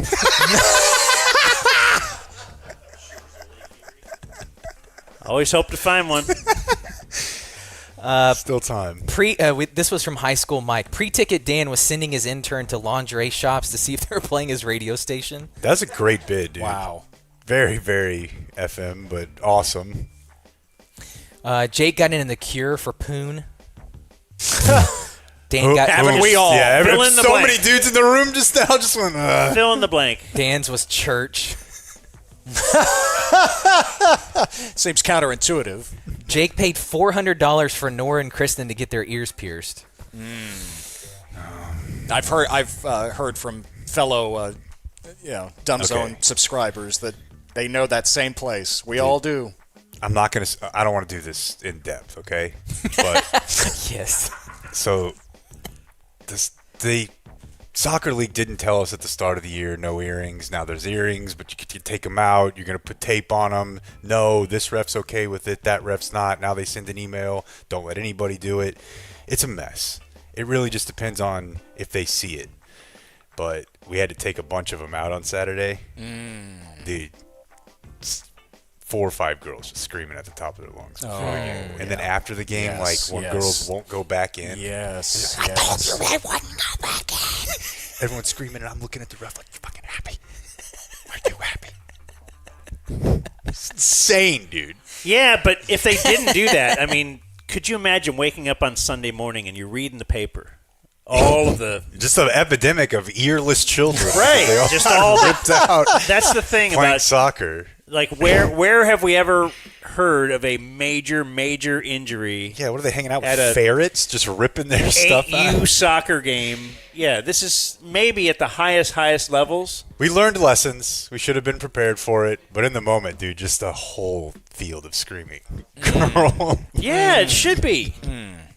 It's idiotic. All right, just a couple more. Dan's wife loved draft day. I forgot about that. That's good for you, dude. 2 birds. The Cowboys draft, if you think about it, it started with Jerry almost falling into Bill Clinton, and it ended with the Cowboys getting Caleb Downs. Hell yeah. Not Clint bad. doesn't miss. I'm Not here bad. to negotiate the draft. We find out from a listener that our Mr. Hat song was his sobriety trigger. Yes. And we played it. He gets the shakes when he hears it. We warned him. And then finally, talking about Uncle Dan. Dan is a fan of cannons. Do you like that one? Oh, check out the cannons on her. Yeah, the J.P. Morgan lady? Yes. That's a good bit. Cannons. So Mike Cousins went to high school with her. No way. White Plains High School in New York. Can confirm? Can confirm. That he cannons? knows her, not confirming the cans. The internet wanted to know if that part of the story sorry. No, is true. I don't know about that. Oh, are we asking? Is cans But let's, just short for cannons? Well, Wow. Dude, you're so deep. Just a gummy thought on a new gummy Monday. thought of the month Yeah. for May. Are boobs short for boobitos? Like, what do you mean cans short for cannons? Well, I'm saying you say nice cans. Yeah. Like, I often run into a lady and I'll just say, hey, nice cans. And Sure. she'll be like, oh, my gosh, thank you. Gets all giggly. Like, oh, you. And you're like, oh, I didn't know it was But called if you say nice cannons, cannons, then it seems, yeah. There's your April. Ooh. Well, pick a lane That and worked blast out my well. star, Mr. Jones's MBR. 700 People listen podcast near ratings, and far. please. Blake Jones For the hungry. MBR. Don't make Blake punch a homeless guy. I have one in mind.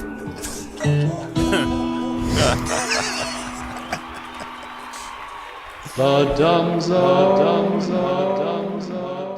At Flooring Direct, we have meet or beat pricing. No need to shop around. You're already getting the best pricing from us. Rick Renner from the DFW's most highly rated flooring company, Flooring Direct. Whether it be carpet, LVP, SBC, tile, laminate, hardwoods, or granite countertops, we have a price matching guarantee. And many styles we have in stock in town, and we can install yesterday. Well, maybe not yesterday. How about tomorrow? Book today. Our pros are the nicest. We've got the best prices at Flooring Direct.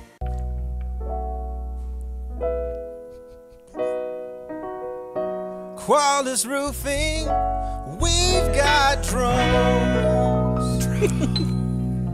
Boy, they do. And they're going to take those drones, fly them up top, and get a good look at that roof and inspect it. They will. I never knew that until you told me last The week. whole lead up. I was last week years old when you Yeah. told me that Qualis Roofing has drones. But yes, apparently the insurance companies recommend you get your roof inspected twice a year. I think that's a little ridiculous. Let's at least make it once, though. But and the do it drone with- makes sense now, though. Because you don't, I mean, if you're going to be going up there, once, twice a year? Yeah. You're going to need a drone for that. QualisGC.com. They're great. They're great with listeners of our show. We've had, tons of people just come up to us and tell us how awesome the experience was with Qualis. I don't have to have anybody to tell me how awesome my experience was. They put a new roof on my house. I wasn't sure if I needed one. I knew that we haven't had a new roof in over a decade. And they went up there, inspected it, and they're like, yeah, you got a lot of hail damage here, man. So we'll take care of it. They took care of everything. They dealt with the insurance company for us. I didn't have to do all the calls on that end, and all we paid is the deductible. So Qualis Roofing, go to QualisGC.com. Do they have a number? They do. The phone number is 817-500-9008. And all of those are interesting copy points. But there's one final one. That's where he was leading you guys in it. It doesn't. Wallace Roofing, we've got drones. Magnificent.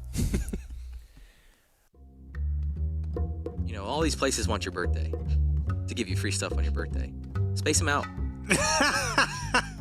That's yeah. What are you gonna do? Eat 12 meals? The free My meal? birthday, Even if they give you the whole month, that's a lot of pressure. My birthday, May 15th to this place, June 15th. That place, July 15th. That place, August 15th. Because then I get one free thing a month.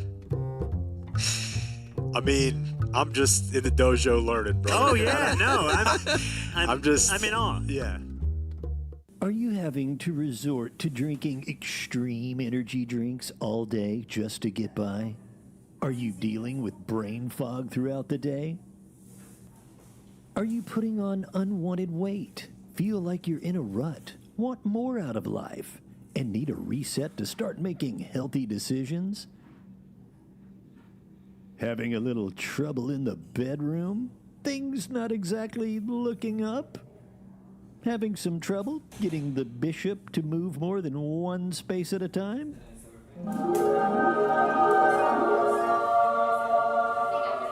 Is your penis broken?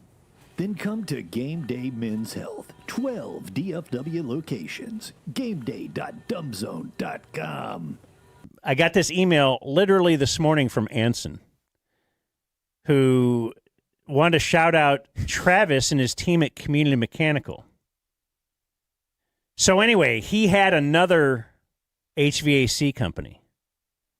And he said there was a part that needed fixed, but the labor would be $4,000. And turned off my heater and gas for safety reasons, and then said it'll be 2 weeks for them to replace it. Sweet. So he said he was already planning on calling CommMech. And then he says in parentheses, I've shortened community mechanical. Yes, anyway, he has. We'll let him own that one. For an alternate quote, but also to see if they might have a better response time. Now he says, everything I've heard about this company on your podcast is true. I called the office, left a voicemail, had a return call within 5 minutes. Explained the situation. The lady I spoke to gave me emails for both Drew and Travis, asked I explain it to them. I sent all the info, including photos of my equipment. I put in the subject line that I'm a Dumb Zone listener that needs help. They call me 9 minutes later. They gave a ballpark estimate over the phone. It was a quarter of the price the other company quoted me. They sent one of their technicians to the supply store a couple hours later to get the parts. They have the parts in hand. They were at my house 8:30 a.m. the next morning to complete the work. And really, he goes on, there's a lot longer thing where they also discovered like a gas leak that was in his, because his wife had smelled. Anyway, he says they're the real deal. They have a customer for life. You have my permission to use my name, all that kind of stuff. But we've gotten tons of these, though. Feels good. Yeah. Just to know that people are, they're saving people from the cold, from getting ripped off. And they're our boys. Yeah, I'm proud of it's them. communitydfw.com and the number that you can call or text, and they'll return your text, 469-667-7290. I just got rear-ended. Should I call the insurance company? It's always best to talk to us before dealing with the insurance company. Okay, but I don't think I can afford a lawyer. Don't worry. You don't pay us anything up front. No hidden fees, no surprises. Oh, thank you. I feel so overwhelmed right now. Before you call the insurance company, call Frankel first. Frankel and Frankel. Call 214 or 817, all threes. Why should people watch DZTV? It's on. It's on. It's on every night.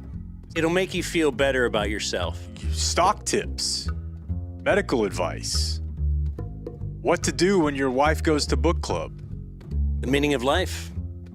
So I can keep my job? DZTV. Weeknights at 9. On More 27. Deep. Thoughtful. Meh. Rachel, by the way, is in studio here, and during the break, did the worst thing she could ever do. which was tell us how, you know what, I should have jumped in on that Trident spot you guys did before, because I just had him out. Like, what are you doing? That's not great. everybody's That's the best endorsement ever. Most why people y'all are are not. the professionals. Most people are not pros. Yeah, this is the first time I've ever talked into a mic. I know that's not true. So tell us about Trident real quick. Why did they come out to your place? So Jeremy came. So of course I listened to the Dumb Zone, and I sent him a text message and said, "Hey, I bought a house, and I would like y'all to come and try to fix. I think it's off the tracks. There's an issue." And they came out and actually quoted out a new door, and it was a lot less expensive than I thought it was going to be. I was like, "Oh, okay, that's incredible." I ended up with a really beautiful door, and it's insulated. So the custom garage that I'm putting in will actually be protected. And we got the new motor and everything. It connects to the Wi-Fi. It's incredible. And it was a lot less expensive than I thought it was going to be. And I've actually referred them, because of what I do for a living, to several of our clients that when they are buying a house and they bought a house, they were like, "Oh, this garage is just trash." And I was like, something that will pay for itself many, many times over is a brand new garage door and a new motor, hooks up to the Wi-Fi. So if you leave the house, you can close it. And I'm so glad that we did it. It's incredible. So that's my little piece there. So thank you, Trident. Y'all did an incredible job. So what we're going to have you do, our tradition now, though, is to have Jim Knox join us on opening day, and we're going to go around the tailgates, and we're going to try and find this is the Letty Bus Fan of the game. Fan of the game. We have bags. Fan of the pregame. We have 3 gift bags to give away. In these gift bags, there's a Qualis roofing hat. There's a Dumb Zone t-shirt. There are Yo Quiero socks. We have a copy of Jim Schute's book, The Accommodation, where you can learn about some really dark Dallas history. And a Frankel and Frankel can of mints. Nice. What a haul. Yeah. So we're going to give these away to the fans of the game. If you don't know who Jim Knox is, Google Jim Knox. YouTube Jim Knox. Yeah. There's some great stuff on there. I appreciate that, Dan. Where are you holed up now? Houston? And I'm in Austin, and come back and forth to Dallas quite a bit. Okay, is that how you knew we were syndicated? Yeah, you guys, I turn on, I think it was Fox 7 in Austin. 11 o'clock, I was on a Sunday. I don't watch much TV, but I happened to sit on the couch for a couple minutes and go, "Hey, the Dumb Zone." That's right. In Austin. You're going to be on in Austin. Austin, man. We're going to make sure Jim Knox gets on the segment there. So I've been keeping up with you guys through the Dumb Zone in Austin. Okay. We love it. We appreciate it. Yeah. You ready for this? Have you scattered anybody out? Yeah, no. I did see a couple of people looking like bananas over there, so I'd like to see what that's about. There you go. They do look like bananas. Hey, you want to walk with us? Carry these? Walk with us. He's bringing Letty. Yeah. There's former league pitcher Mike Adams. Oh, yeah. Who's missing a rib, we found out. Maryland. Thoracic thingy, let's check these guys out. All right, what do we got over here? Oh, we got the bananas, it looks like. Okay, where are you guys from? Hi, from Fort Worth. Fort Worth, and you? Yeah, Fort Worth. This is my wife. Whose great idea was this, the banana suits? Or the look-alike? Mine. Yours? How did this come about? Oh, we like to make people smile with some sunshine, but I also like to just match. Okay, very nice. What do you think about that? Oh, I love it. I love to make people smile. This was my submission for the gay or not gay segment. So I don't know. What do you think? It's extremely gay. It's also very cool. Yeah. Because when I think baseball, I think bananas. Like, what's the tie-in with the? How did you arrive at the Savannah? Savannah. There you go. I get lost easy. Okay, that's good. See it, baby blue. That works. Baby blue. Okay. They can ID themselves. All right. Now you guys are going into the game, correct? Or are you just out here tailgating with the Dumb Zone? Tailgating. Just tailgate. Okay, so you came here to tailgate. Okay, you'll be out here watching the game, and that's good. Okay, I think through their effort, Jake. I think coming out here in banana looking like suits, right? They deserve. Give them a fan of the game back. Fan of the game. Let's go. Who's this one from? Let's see what we got. A lot of sponsors in here. We want to make. Dan, name off the sponsors. We already in did. Here. We're good. Oh, we already got good. them. Okay, we got that. Yeah, all right, indeed. congratulations. Give me your name. Thank you, Abby. Abby, wow. And James, yeah, thank you. There we go. Dumb Zone fans of the game right there. We The didn't even put any bananas. Dumb Zone stickers in those bags. Yeah, we there should we have go. done that. Okay. Who else we got? We'll be fine. Which way? Do we? Oh, who? What? For real. Okay. This is Jim Knox's bit. This is in his natural element. You know, I did. Okay. Hey, Dan, I did come across a 94-year-old lady in the parking lot over here. Oh yeah? Oh, wow. Yeah. Is she still alive? She's still alive. Favorite player was Nolan Ryan. I asked her that. Okay. And she's in the stadium right now. Sir, what's your name? TJ. TJ, and you TJ are just in wheeled a up. wheelchair, correct? Broke my neck playing high school football at Trinity High School. Oh, man. Dang. Wow. It was a great hit. I went out in style. I love it. And you're doing beer bongs out here from the chair? I'm in a wheelchair. I'm not dead. Yeah, let's go. Let's go. I mean, you don't have to drive. I don't know. I guess you can drive. That was really ableist. Vehicle, but I'm just not driving today. Yeah, let's wheel on over there and see what this looks like. Oh, yeah. This is definitely fan of the game material. I don't know. He's the one that drove us here. Oh, he drove. Do you think he tells people he was really good at You football? got to be kidding me, really? Absolutely. Oh, wow. Apparently wasn't that. Jake, he drove the car here. Drove these guys here. They said we got great parking.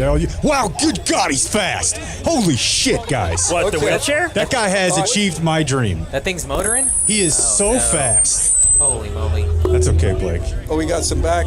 Get away from the speakers. Yeah, I'm backing up. Yeah, we got to get away off. from We're the good. Backing up. speakers. No, we're Speakers are off. All right, here we go. We got the cameras ready. Were you ready for this, Dan? All right, here we go. Hey. What are we doing? Potential. Hey, this is to all the people in wheelchairs. You gotta live some life. As long as I can drink, drive, have sex, and get good parking spaces, Hell I'm doing yeah, good. dude. All right, here we go. Okay, wheelchair guy is going to use, what is this called? Load it up. We've got a beer bong, the Nelson Booze, and they have turned to the pump, and there he is. There he is. He's just going for it. That's a pro move, and it's done. Wow. The Nelson Booze going down smooth. Incredible. Way to go. Yeah, that was tasty. Yeah, the beer bongs have different names. Yeah, that one was Nelson Booze. The other one's like Mitch Moore Suds. That's right. I got you. Okay, you've already interviewed. We just tossed him a Jello shot here. Awesome. He Good deal, definitely man. will not be driving home after this one. Oh, yeah, that's right. He's a Letty's Bang Bus fan of the game. There we go. Yeah. What's the worst thing that could happen to him? I mean, well, that's kind of what I was thinking. yeah, is let him that- drive. He could put someone else in a wheelchair. That's right. Well, then he doesn't that's the other. Let's see. Gotta What about think right the- here? Then he You always got. Okay, we You got got to some get ladies? What about- we got to get someone from Asia. The Dumb Zone. You swear that the testimony you are about to give this committee is the truth, the whole truth, and nothing but the truth, so help you God. I do. Please take a seat. Senator Evis, it's your time. Gregory Hirsch, executive assistant to Tom Wamsgans, correct? Yes. Yes, if it is to be said. I'm sorry. If it is to be said, so it is. Are you all right? Yes. I merely wish to answer in the affirmative fashion. You can speak to us normally. Okay. No, thank you, sir. So I shall.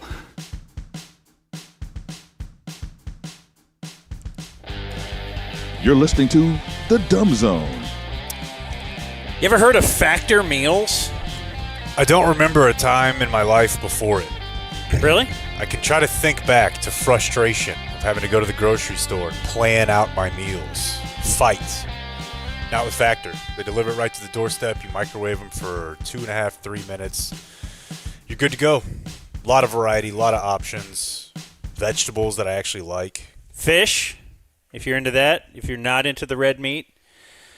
Vibrant ingredients.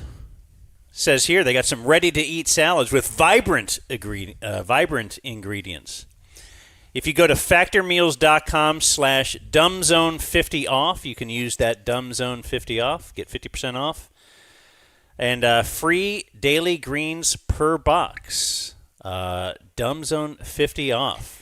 See website for more details. So we love fresh, never frozen Factor meals. It is kind of interesting. I think it's normal to describe vegetables as a vibrant ingredient, but you know, typically describe like someone with a vegetable as vibrant. It's an odd juxtaposition. Here's Jake with the Dumb Zone. Mavs hired Masai Ujiri. No, that was definitely one that I remember as a kid being like, I don't know about this term vegetable. Did you hear? Yeah. Regarding a person? Car accident turned to a vegetable. Like, damn. I feel like they don't use that much anymore. No, they don't. But when I was a kid, it was very poppin'. What's the most difficult part when you're eating a vegetable? It's the wheelchair. I like that. Okay. Thought you would have had that in the holster. No. Okay. No, No. Is that a $100 Dale joke? Who would be offended by that?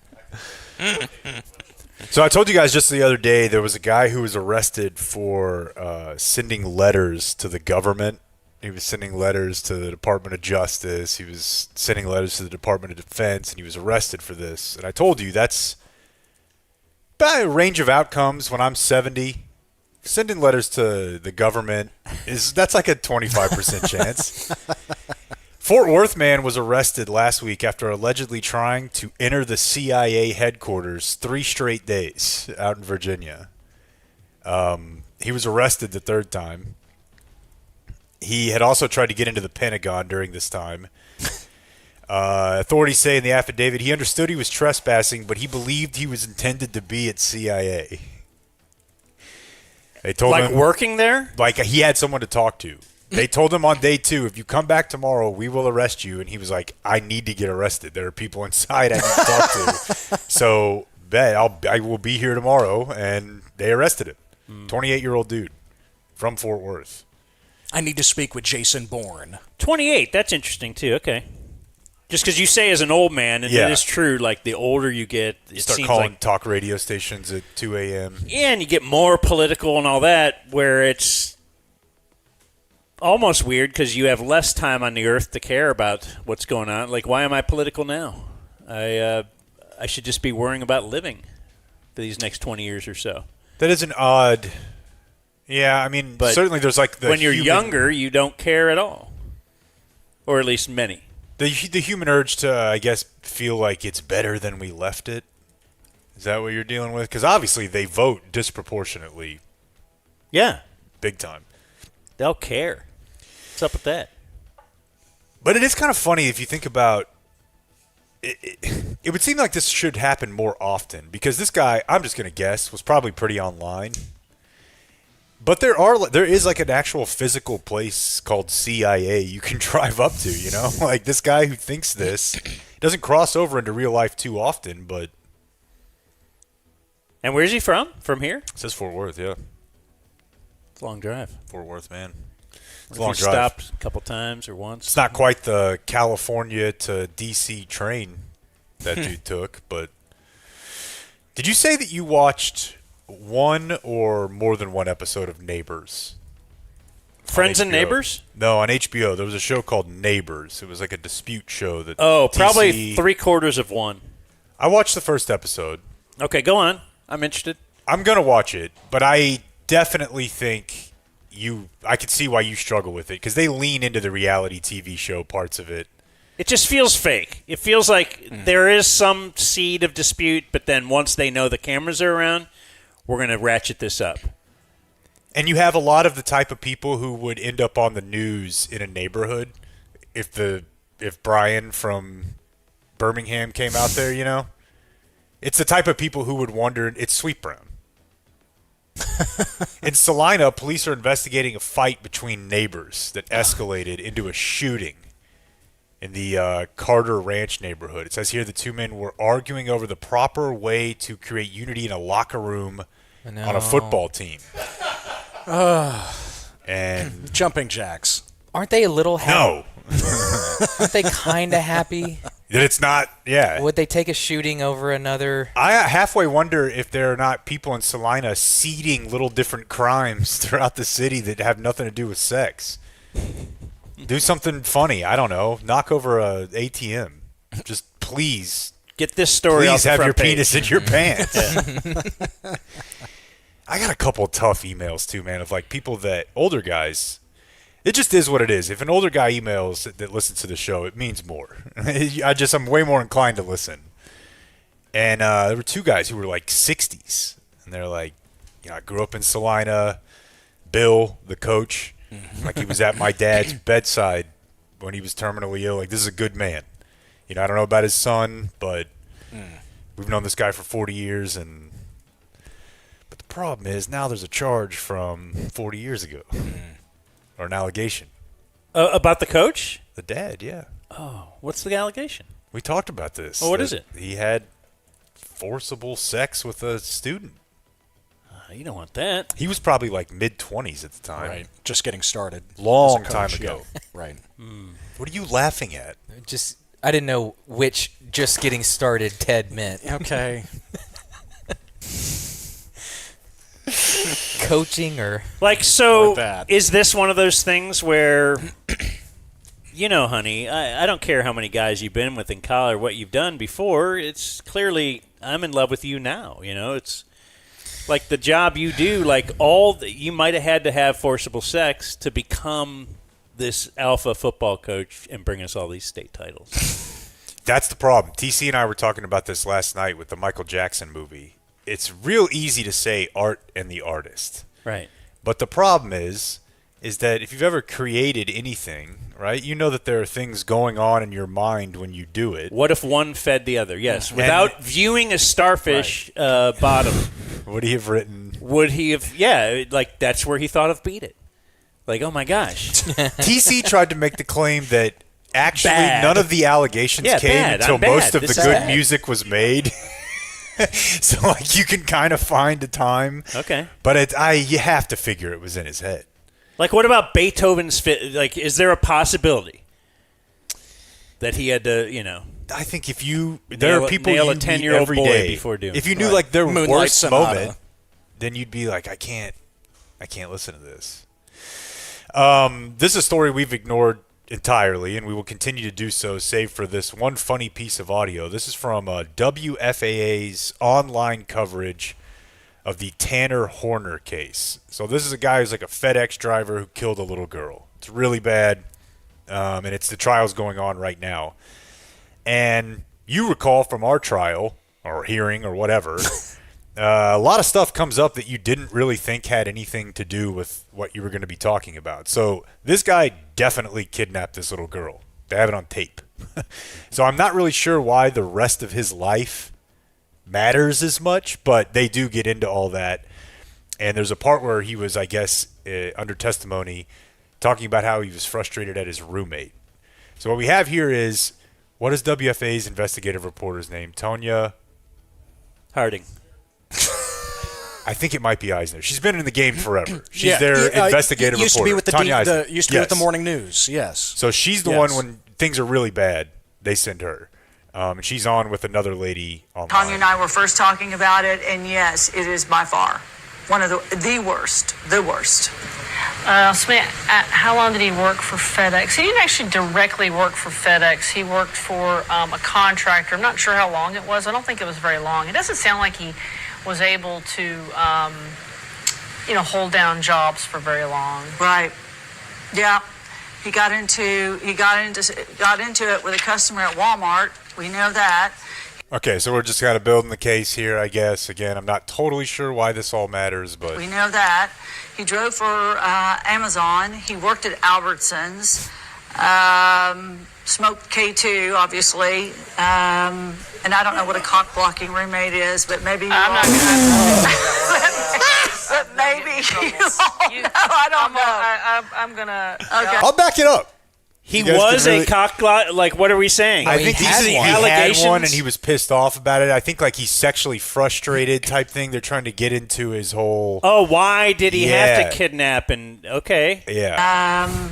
And I don't know what a cock-blocking roommate is, but maybe I'm not gonna say that. I don't know. I'm gonna. Okay. I'll refrain from going. From going there. That was news to me. I'll leave that one alone. That feels like trouble for me. Opening that door. Who's So the to one speak. saying she doesn't know what a cock? Is that the I think that's investigator? Tanya Yeah. Iserer. Yeah. Who was she with there? I don't know. Yeah, another reporter. Or Okay, that's anchor? funny. No, I mean, yeah. You've talked I think about it's probably Marilyn like a Manson, producer. When they put it Okay. online, they'll get Gotcha. other, Like you said, online Yeah. coverage. I got you. but you have video games, Marilyn Manson, other things that could drive you to do this. No one's ever looking at that goddamn butthead who won't let me. Yeah. The cock blocking roommate. Every time. I just love the Not guilty by reason of cock blocking roommate. right. Yes. Right. Forget insanity as a defense when you have that. Had a stolen fire department or fire truck in Houston. That's always That's a fun. fun. One. Yeah. Oh, yeah. I don't know if our Twisted Metal. That's what I was going to say. Is I don't think there was actually a fire truck on Twisted Metal proper, but it seems that game in general just set our whole generation and a half.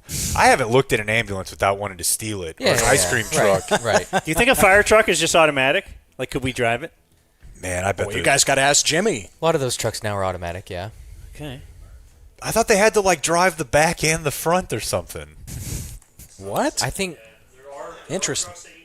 What if Jimmy would just let us take one out? I think Play around there's with it? there's a steering wheel in the back. There's a guy who.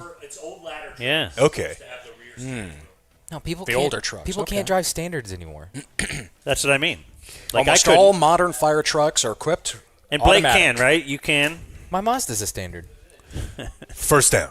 That's right. This I'll dictate. fire truck engine That 11 is was fullback dive. Yeah. You're for not sure. telling me how fast I'm going to go. I'm going to make you go.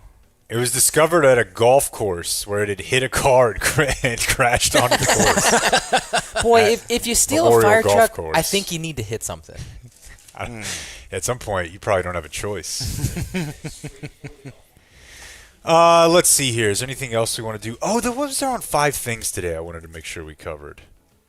5 things with Kate Baldwin. Oh, Yeah. boy. CNN's Kate Baldwin. Dan got very excited. Or do you do the newsletter? They don't use Kate Baldwin on all. I know they rotate. They do like 5 of them a day. I know what it was.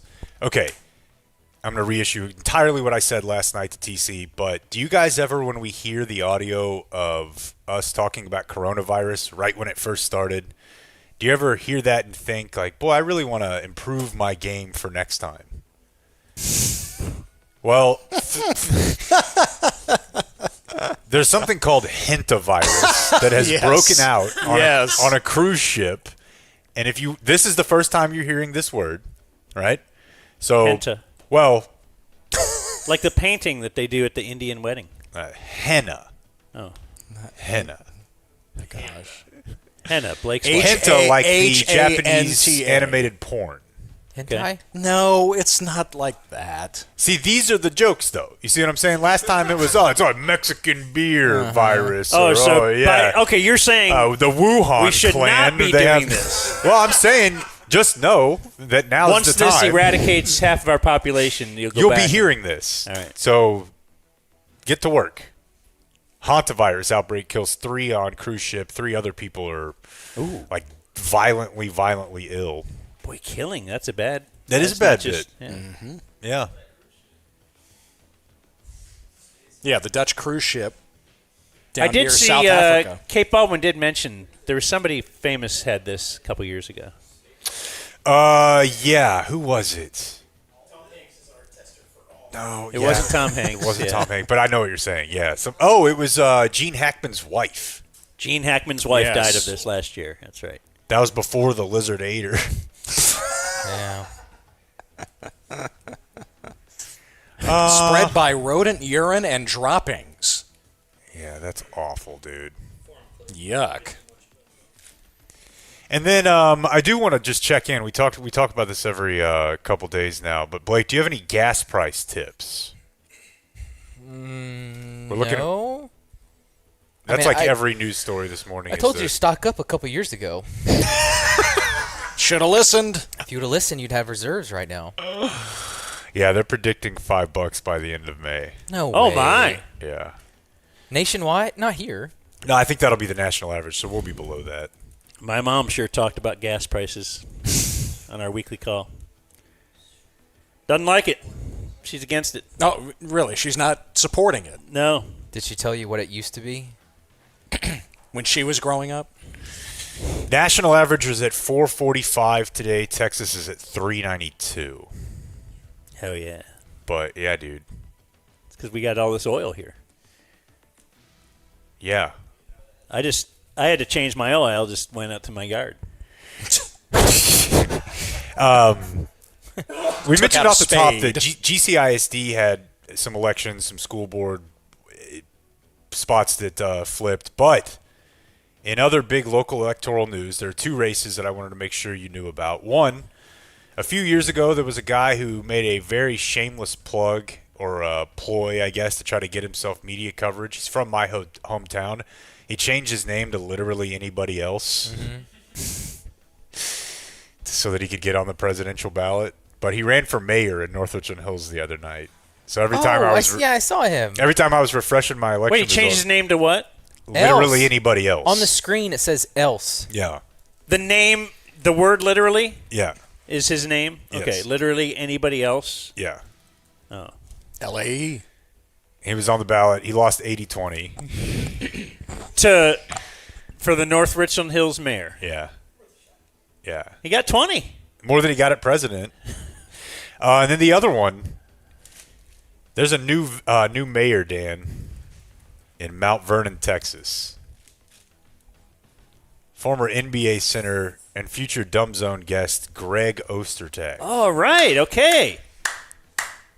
I know him very well. Once had his baseball pants stolen by Dan at a charity baseball game, forcing the 7-foot center to wear adult medium pants. I feel like he might remember that. We were talking about it in the break. We've got to find out. Like how many We know times you've gotta have people it. would he Hit have us ever up been now. standing in a locker room in front of everybody with these tiny, tiny pants on? I think we have to get him. His restaurant is great.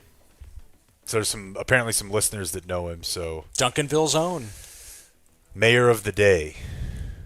What town? Where is he? Mount Vernon, the city that hired Art Briles. It's not that far. Gave him his rehab. Heading east. A few years ago. Gosh, what? So Eric Johnson has to be pissed. All the sports in a city mixing. The Dumb Zone News. Like and subscribe. Happy birthday. Thank you. This segment of the Dumb Zone brought to you by Frankel and Frankel. Even if you die in a car accident, we could help your living family get the bag. Frankel and Frankel. That's right, 214 or 817, then dial all threes. We don't necessarily want you to get in a car accident, but if you do, please call the Frankels and mention the Dumb Zone with your last gasp. And then your family will get really what you deserve, quite frankly. But, you know. So we want to make a phone call. We are doing so right now. I don't know if he'll be able to answer. I have gotten information that he may be traveling today. But let's try it anyway. We're calling our Dumb Zone birthday of the day right now. Rudy Giuliani. Who's apparently Please very leave your ill. message for 2145. Oh, no. Okay. It's Akash Singh's birthday. All right. How about that? Can we wish him happy birthday? Is he? Did you? Are we leaving a message or no? Yeah, hang on. Beep boop beep boop boop. Did you inform him you might call him? Yeah. Okay. That's why I was. Yeah. I was informed that he may be traveling today as he is on a tour. He's like, I thought the New York City thing would have ended his bit. Akash, pick up, dude. I'm in jail. I need bail money. Just kidding. This is Dan McDowell with the rest of the Dumb Zone wishing you a happy birthday. Happy birthday. Thank you. Happy birthday. Thank you. Happy birthday. Thank you. Kind of a bad, Anyway, bro. Bad beat there at the end. Bad beat? Let's hear. Happy birthday. Thank you. Oh. Ooh. I could make Sydney make that Sydney noise. Sweeney? Okay. Sure I you would did after challenge- watching I challenge you Euphoria on last that. night.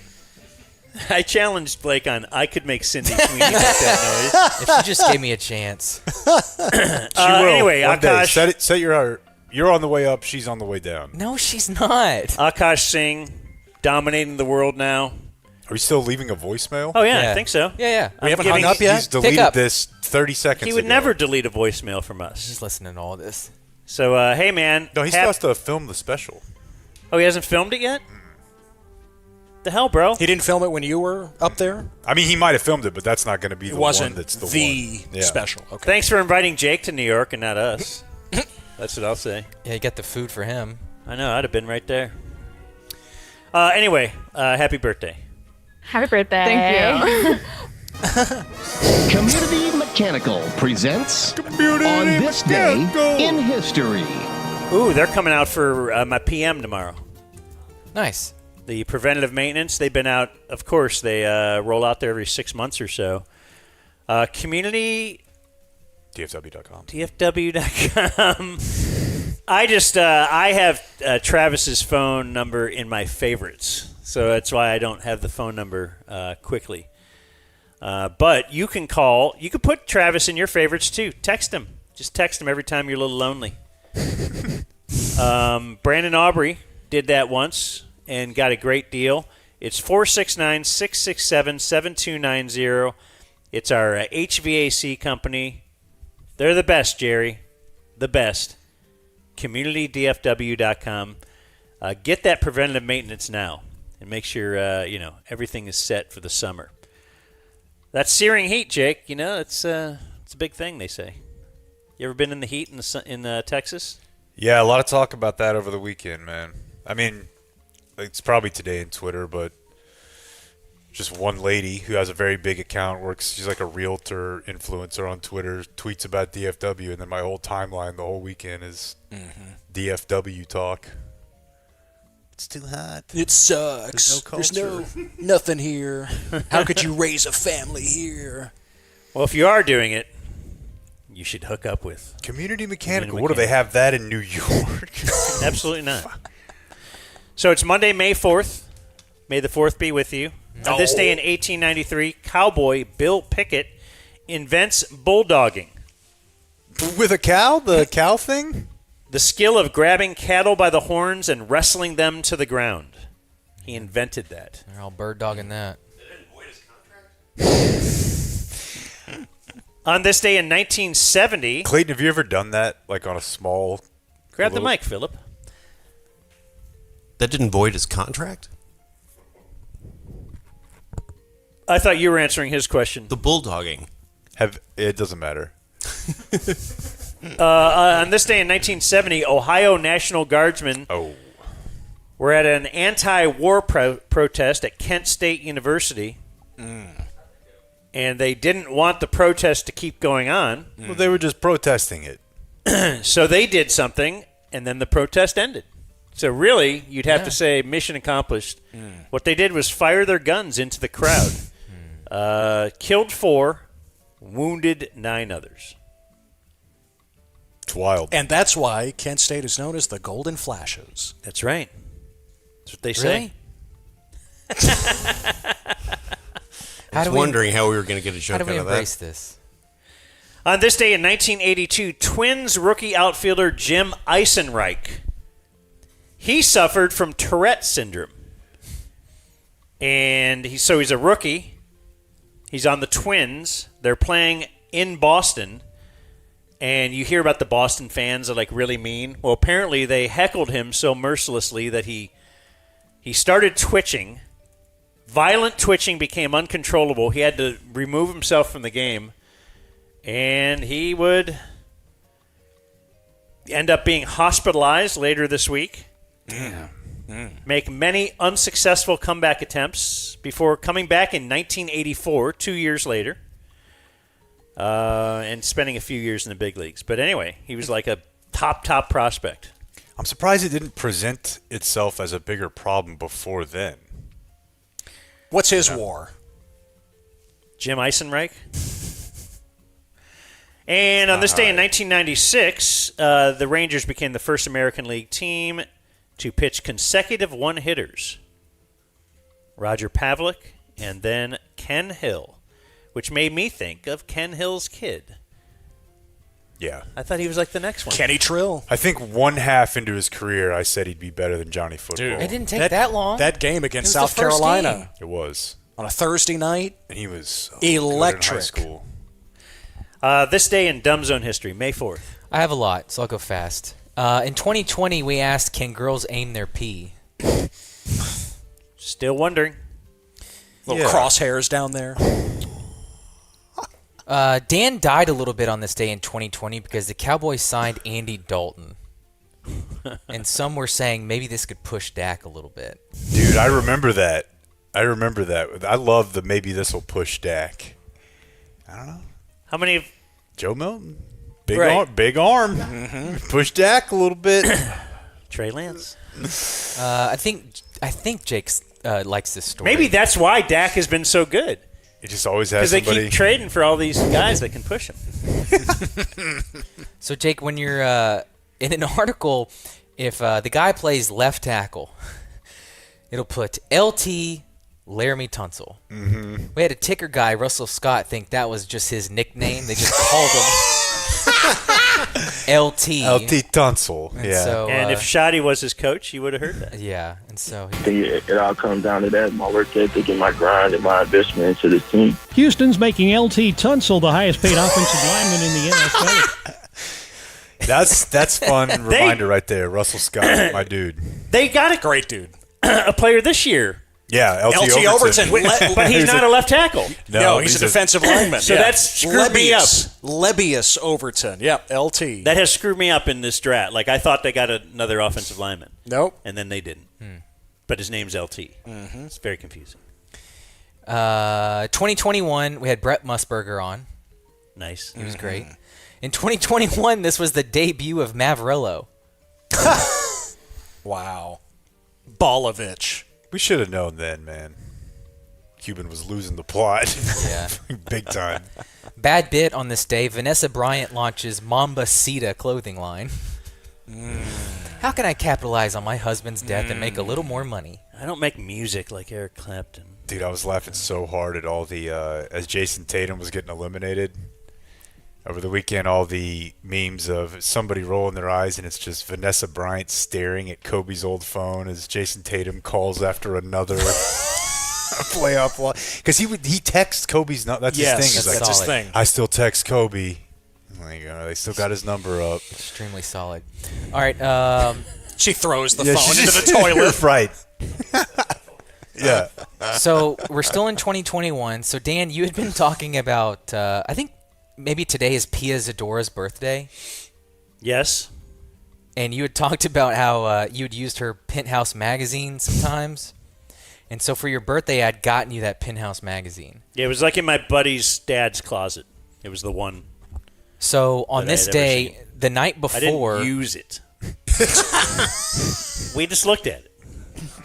When you're that age, it's in your buddy, I'm going to go to my buddy's dad's closet. You didn't bank it for later? Oh, okay. All right. Yeah, the pages stuck together somehow. Well, we had big weather, and the power had gone out, and you would open the magazine just to see, and remembered a lot of the pictures. So maybe you did use it.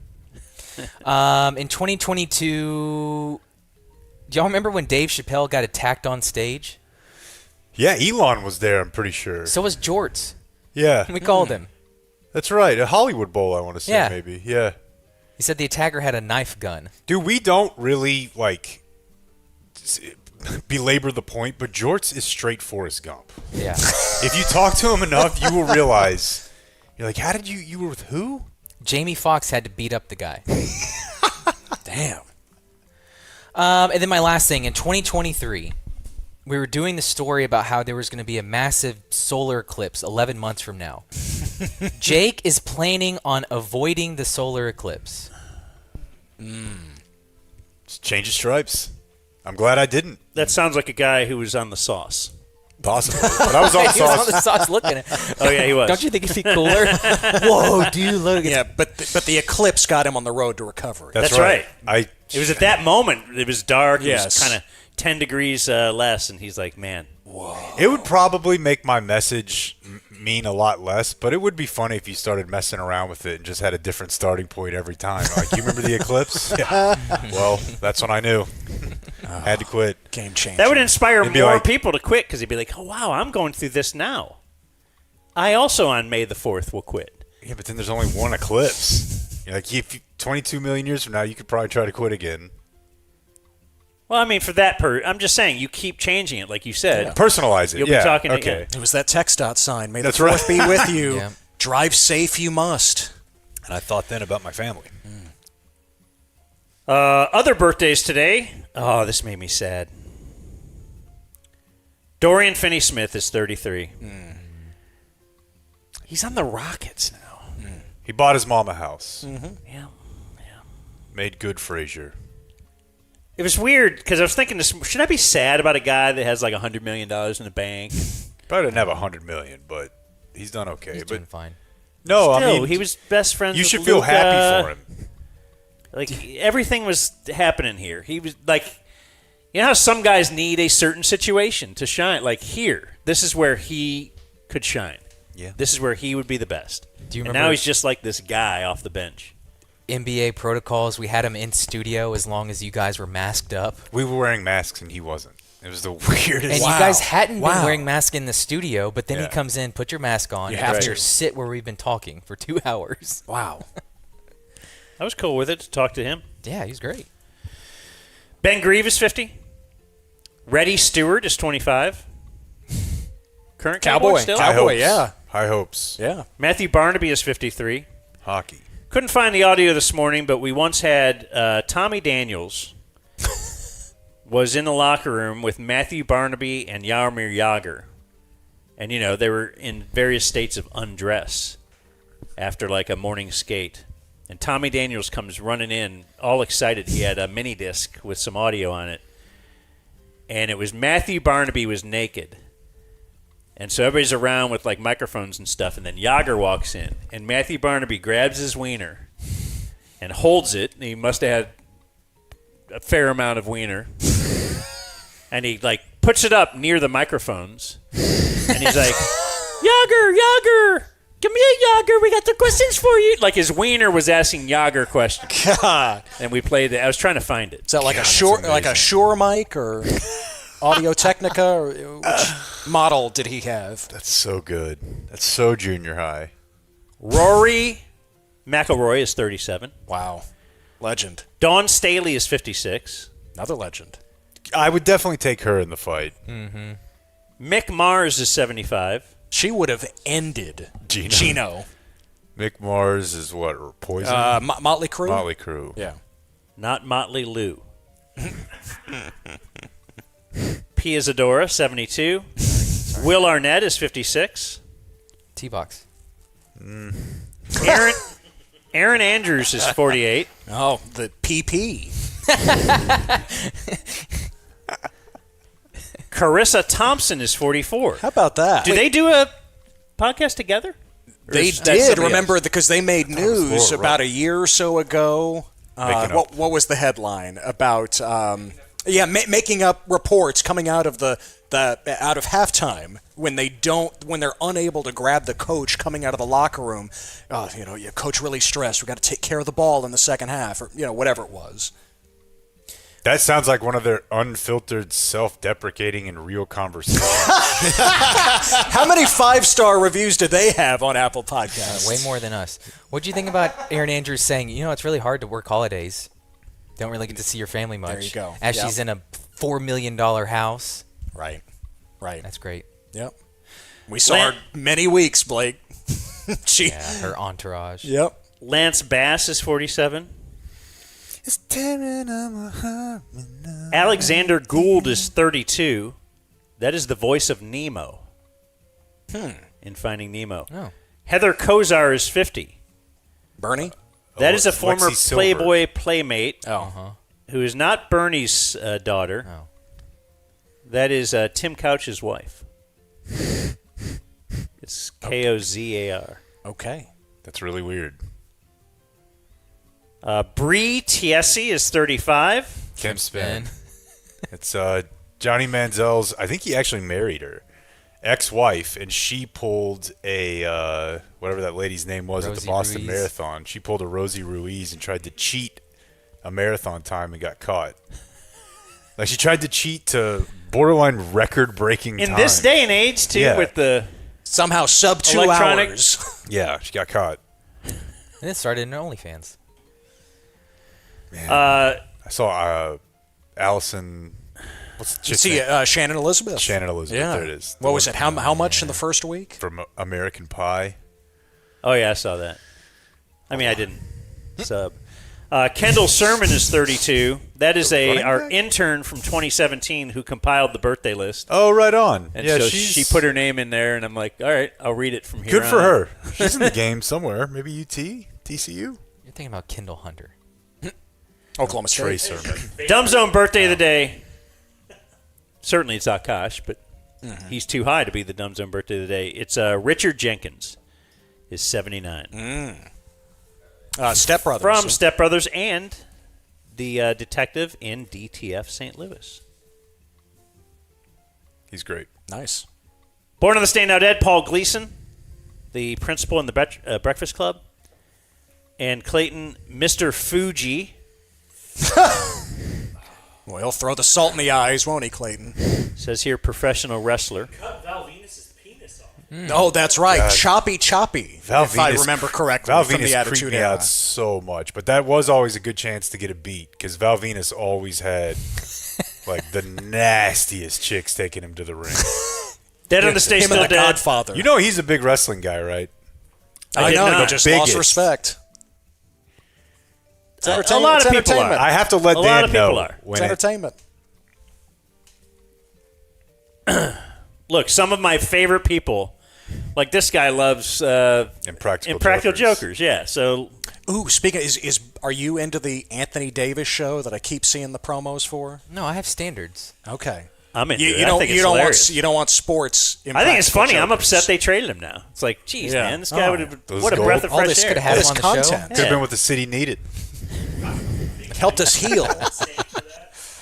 In fact, I'd like him to trade for him back. Yeah, know? I take flag. Maybe that's item 1 for Masai. How do we get the funny guy back? Dead on the Stay Still Dead, I'll give you Don Shula Soroy. of the Steakhouse. And that's what happened. I guess he's safe, right? on this Released from day Belichick. in history. Yeah, it would appear he's safe. His win record. Not, of course, he's too old for Belichick. Now, Shoddy. Now, Shoddy. Closing remarks are brought to us by Fair Lease. Navidad. Fair Lease. When you don't know what to... Fair lease when you don't know what to do about a car. 'Cause car stuff is hard. But not with Fair Lease. You don't need a dealership, baby. That's where our guys at Community will get their fleet of vans, trucks, whatever. They're wrapped with a little Dumb Zone logo on it, too. And they got it from Fair Lease. At first, they just got 2 vehicles. And then they said, well, we're going to get a lease from you in the future. We have 3 other D&M leases that will run out in a couple of years. And they fairly said, well, let's take a look at the paperwork. They bought them out of that. Their deals are so good that they could buy them out. So if you would like to talk about your business to lease some vehicles or just for personal use, 972-705-4815. Connor or Nick are your guys. Connor or Nick. And it is fairlease.org. We're here with the great Philip Kingston. So I'm to understand that the Musers screwed Community Mechanical on their leases, and then you fixed it. If you want to put it like that. Pretty much. I that's am how not I see putting it. it like that. But you can interpret anything you want to. I am paid to be your advocate, Dan. That's right. Okay. Okay, we're going to go a little out of order for Preach. closing remarks because we have a time thing. I may be running here in a couple of minutes because of So we're going with a gift to business interview I Dan need to first. do. Oh, look at that. Wow. Christmas bag. Christmas sloths. And I have a yay boo for Oh, you, awesome. unfortunately. We got some. Are these small fish? This is great. Mackerel. What? Anchovies. Oh, who doesn't love some Spanish white anchovies? Patagonia branded. Boy, take that out on the trail. These are my sardines. I love these sardines. Wow, Crown Prince bristling sardines. In extra virgin olive oil. So here, extra virgin. Yeah. Not just regular. Or she's got a stitch too. Evo, if you're into if you're really into food. Yeah. Thank you, man. So here's the yay boo. The yay is you have to eat it all right now. That stuff's really good for you. And a couple of years ago, it started to have kind of a new moment, and it became very trendy. And that's when all the sort of like new dishes wound up in. They're called tinned fish. I've learned it's a huge thing now, and it's a huge thing. Another listener emailed me like a huge box of tinned fish this weekend. Okay, so yeah, keep them coming, folks. Are you ready for the boo? Mercury poisoning. Yeah, I'm gonna die. I am 53, and everyone else who's into this is older than 50. Oh no. Yeah. Yeah.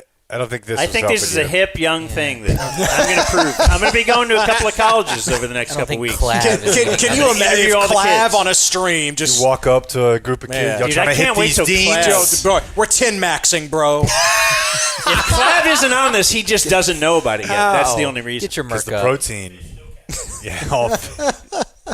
So we have illustrious guests with us today. The great Matt Stubbs is the guy who reminded me that this was May the 4th, and therefore we must do Star Wars. If you're driving into Fort Worth on 121 over the next whenever, and you see a big sign that says Fort Worth, it's like an art installation sign thing on the side of the road. It's his work. It looks cool.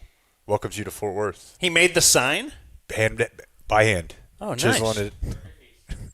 All right. Stubbs is a highly regarded landscape architect, and if you have landscaping needs, more than just having your lawn mowed, then I would encourage you to reach out to kind of designed our backyard and Matt handed Stubbs. it over to the builder. Wow. He's not a mow guy, right? He's a guy Right. who will.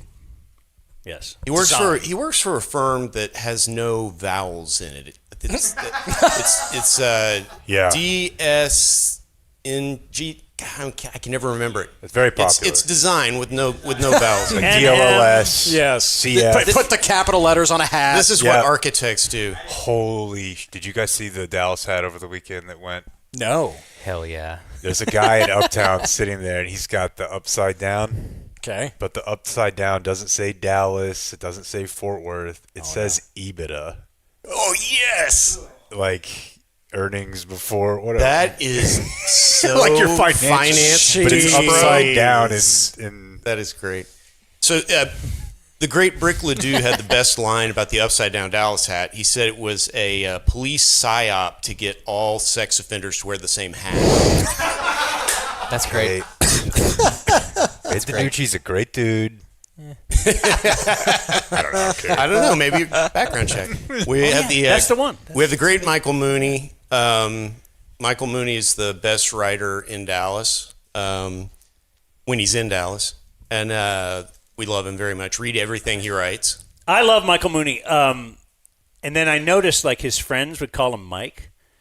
So then I just assumed I could start doing that because I wanted to be like, you know how Robert De Niro, Bobby. Yeah, people will call him Bobby that Bobby. seem cool, and you're like, God, I wish I could call him Bobby. So I just started calling Mike Mooney, like, Hey, Mike, what's up? And then he responded, and I think I'm a friend Nice. now. Moondog. I think we're friends, but Michael Mooney is the form. That's who you want to search and read.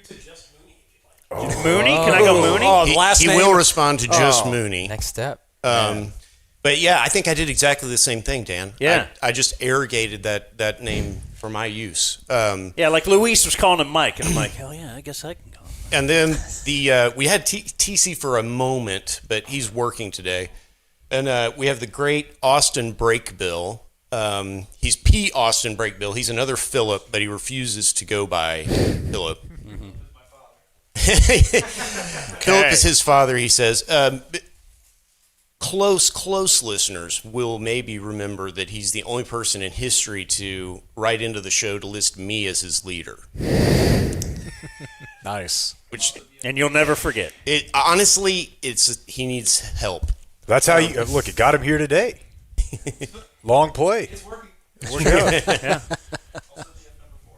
Number 4. DF4. Wow. He's claiming DF4. Clayton claims he's 2. Wow. So he kind of big dick in that one.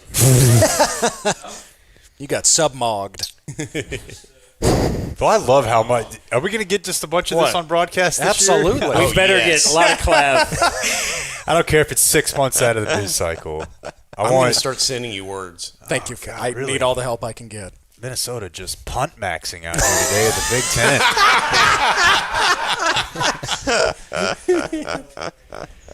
Well, thank you guys. Keep going. I'm just trying to keep it moving. Thank y'all for showing up. Only one minor quibble with the show recently. The anchored words must have at least one word that never, not ever, is used with another word other than the one you're trying to match it with. Otherwise, you've just discovered a commonly used phrase. Shut up. And I think sometimes it's just a result of you can't at the moment think of any other usage of words. So Vim and Vigor. Let me give you one good example. Let me give you one with Ted here. The Stars are done now, but if you watch the Stars, for any length of time, let me just see if I can test balloon this. Essa Lindell's out there. He is referred to as a what? Does anybody have any idea? Finn? Okay. Or defensive liability. No, he's great. Stars watcher. So I'm of the mind you never hear offensive. To the corner, Essa Lindell. Stalwart on the back end. He'll kill Tom. It's defensive stalwart. Interesting, yeah. And I think that's kind of like fortuitous bounce and that it's only in sports. No, you're right. I've never heard of a player who's great on offense. Like, God, just an offensive stalwart. Yeah. And I searched it. There's like 20 articles where it just says Essa Lindell, defensive stalwart. Like we just decided at some point. I think that counts. Yeah. No, because it doesn't count because stalwart is that used in other contexts. But in sports, you would never hear it in another context. True. You would never hear like a rebounding stalwart or a goaltending stalwart. It's just for general whatever reason, managing defense. stalwart. You're a brick wall. Right. Yeah. Warrior warding. Yeah. But we'll try to be better about it. I'm just laughing at you slightly, not much. Blake was like putting together whole sentences, like 4 or 5 words at a time. I was reporting what was sent to me. You're like, is this an anchor word? I'm like, that's.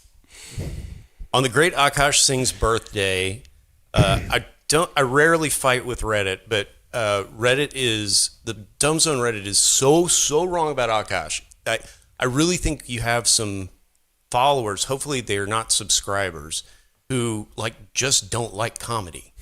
Is he not popular? That guy has the best crowd work of anybody, right? They're against Akash They on don't our like Reddit? Akash? Yeah, they're against him. I can't even imagine why. Racism, Like maybe? he makes me laugh a lot. I don't know. Okay. No, they're not. I don't see him calling him out for. I mean, I don't really think. I mean, Akash has the bring back a poo thing, but I think that's actually kind of like more mainstream now, right? Plus, our audience they hate a lot of stuff, but usually it's just like this sucks. It's not like Isn't it because of the HB1 stuff, or what is it? No. H1B, but no, I don't. I think he's from Plano, man.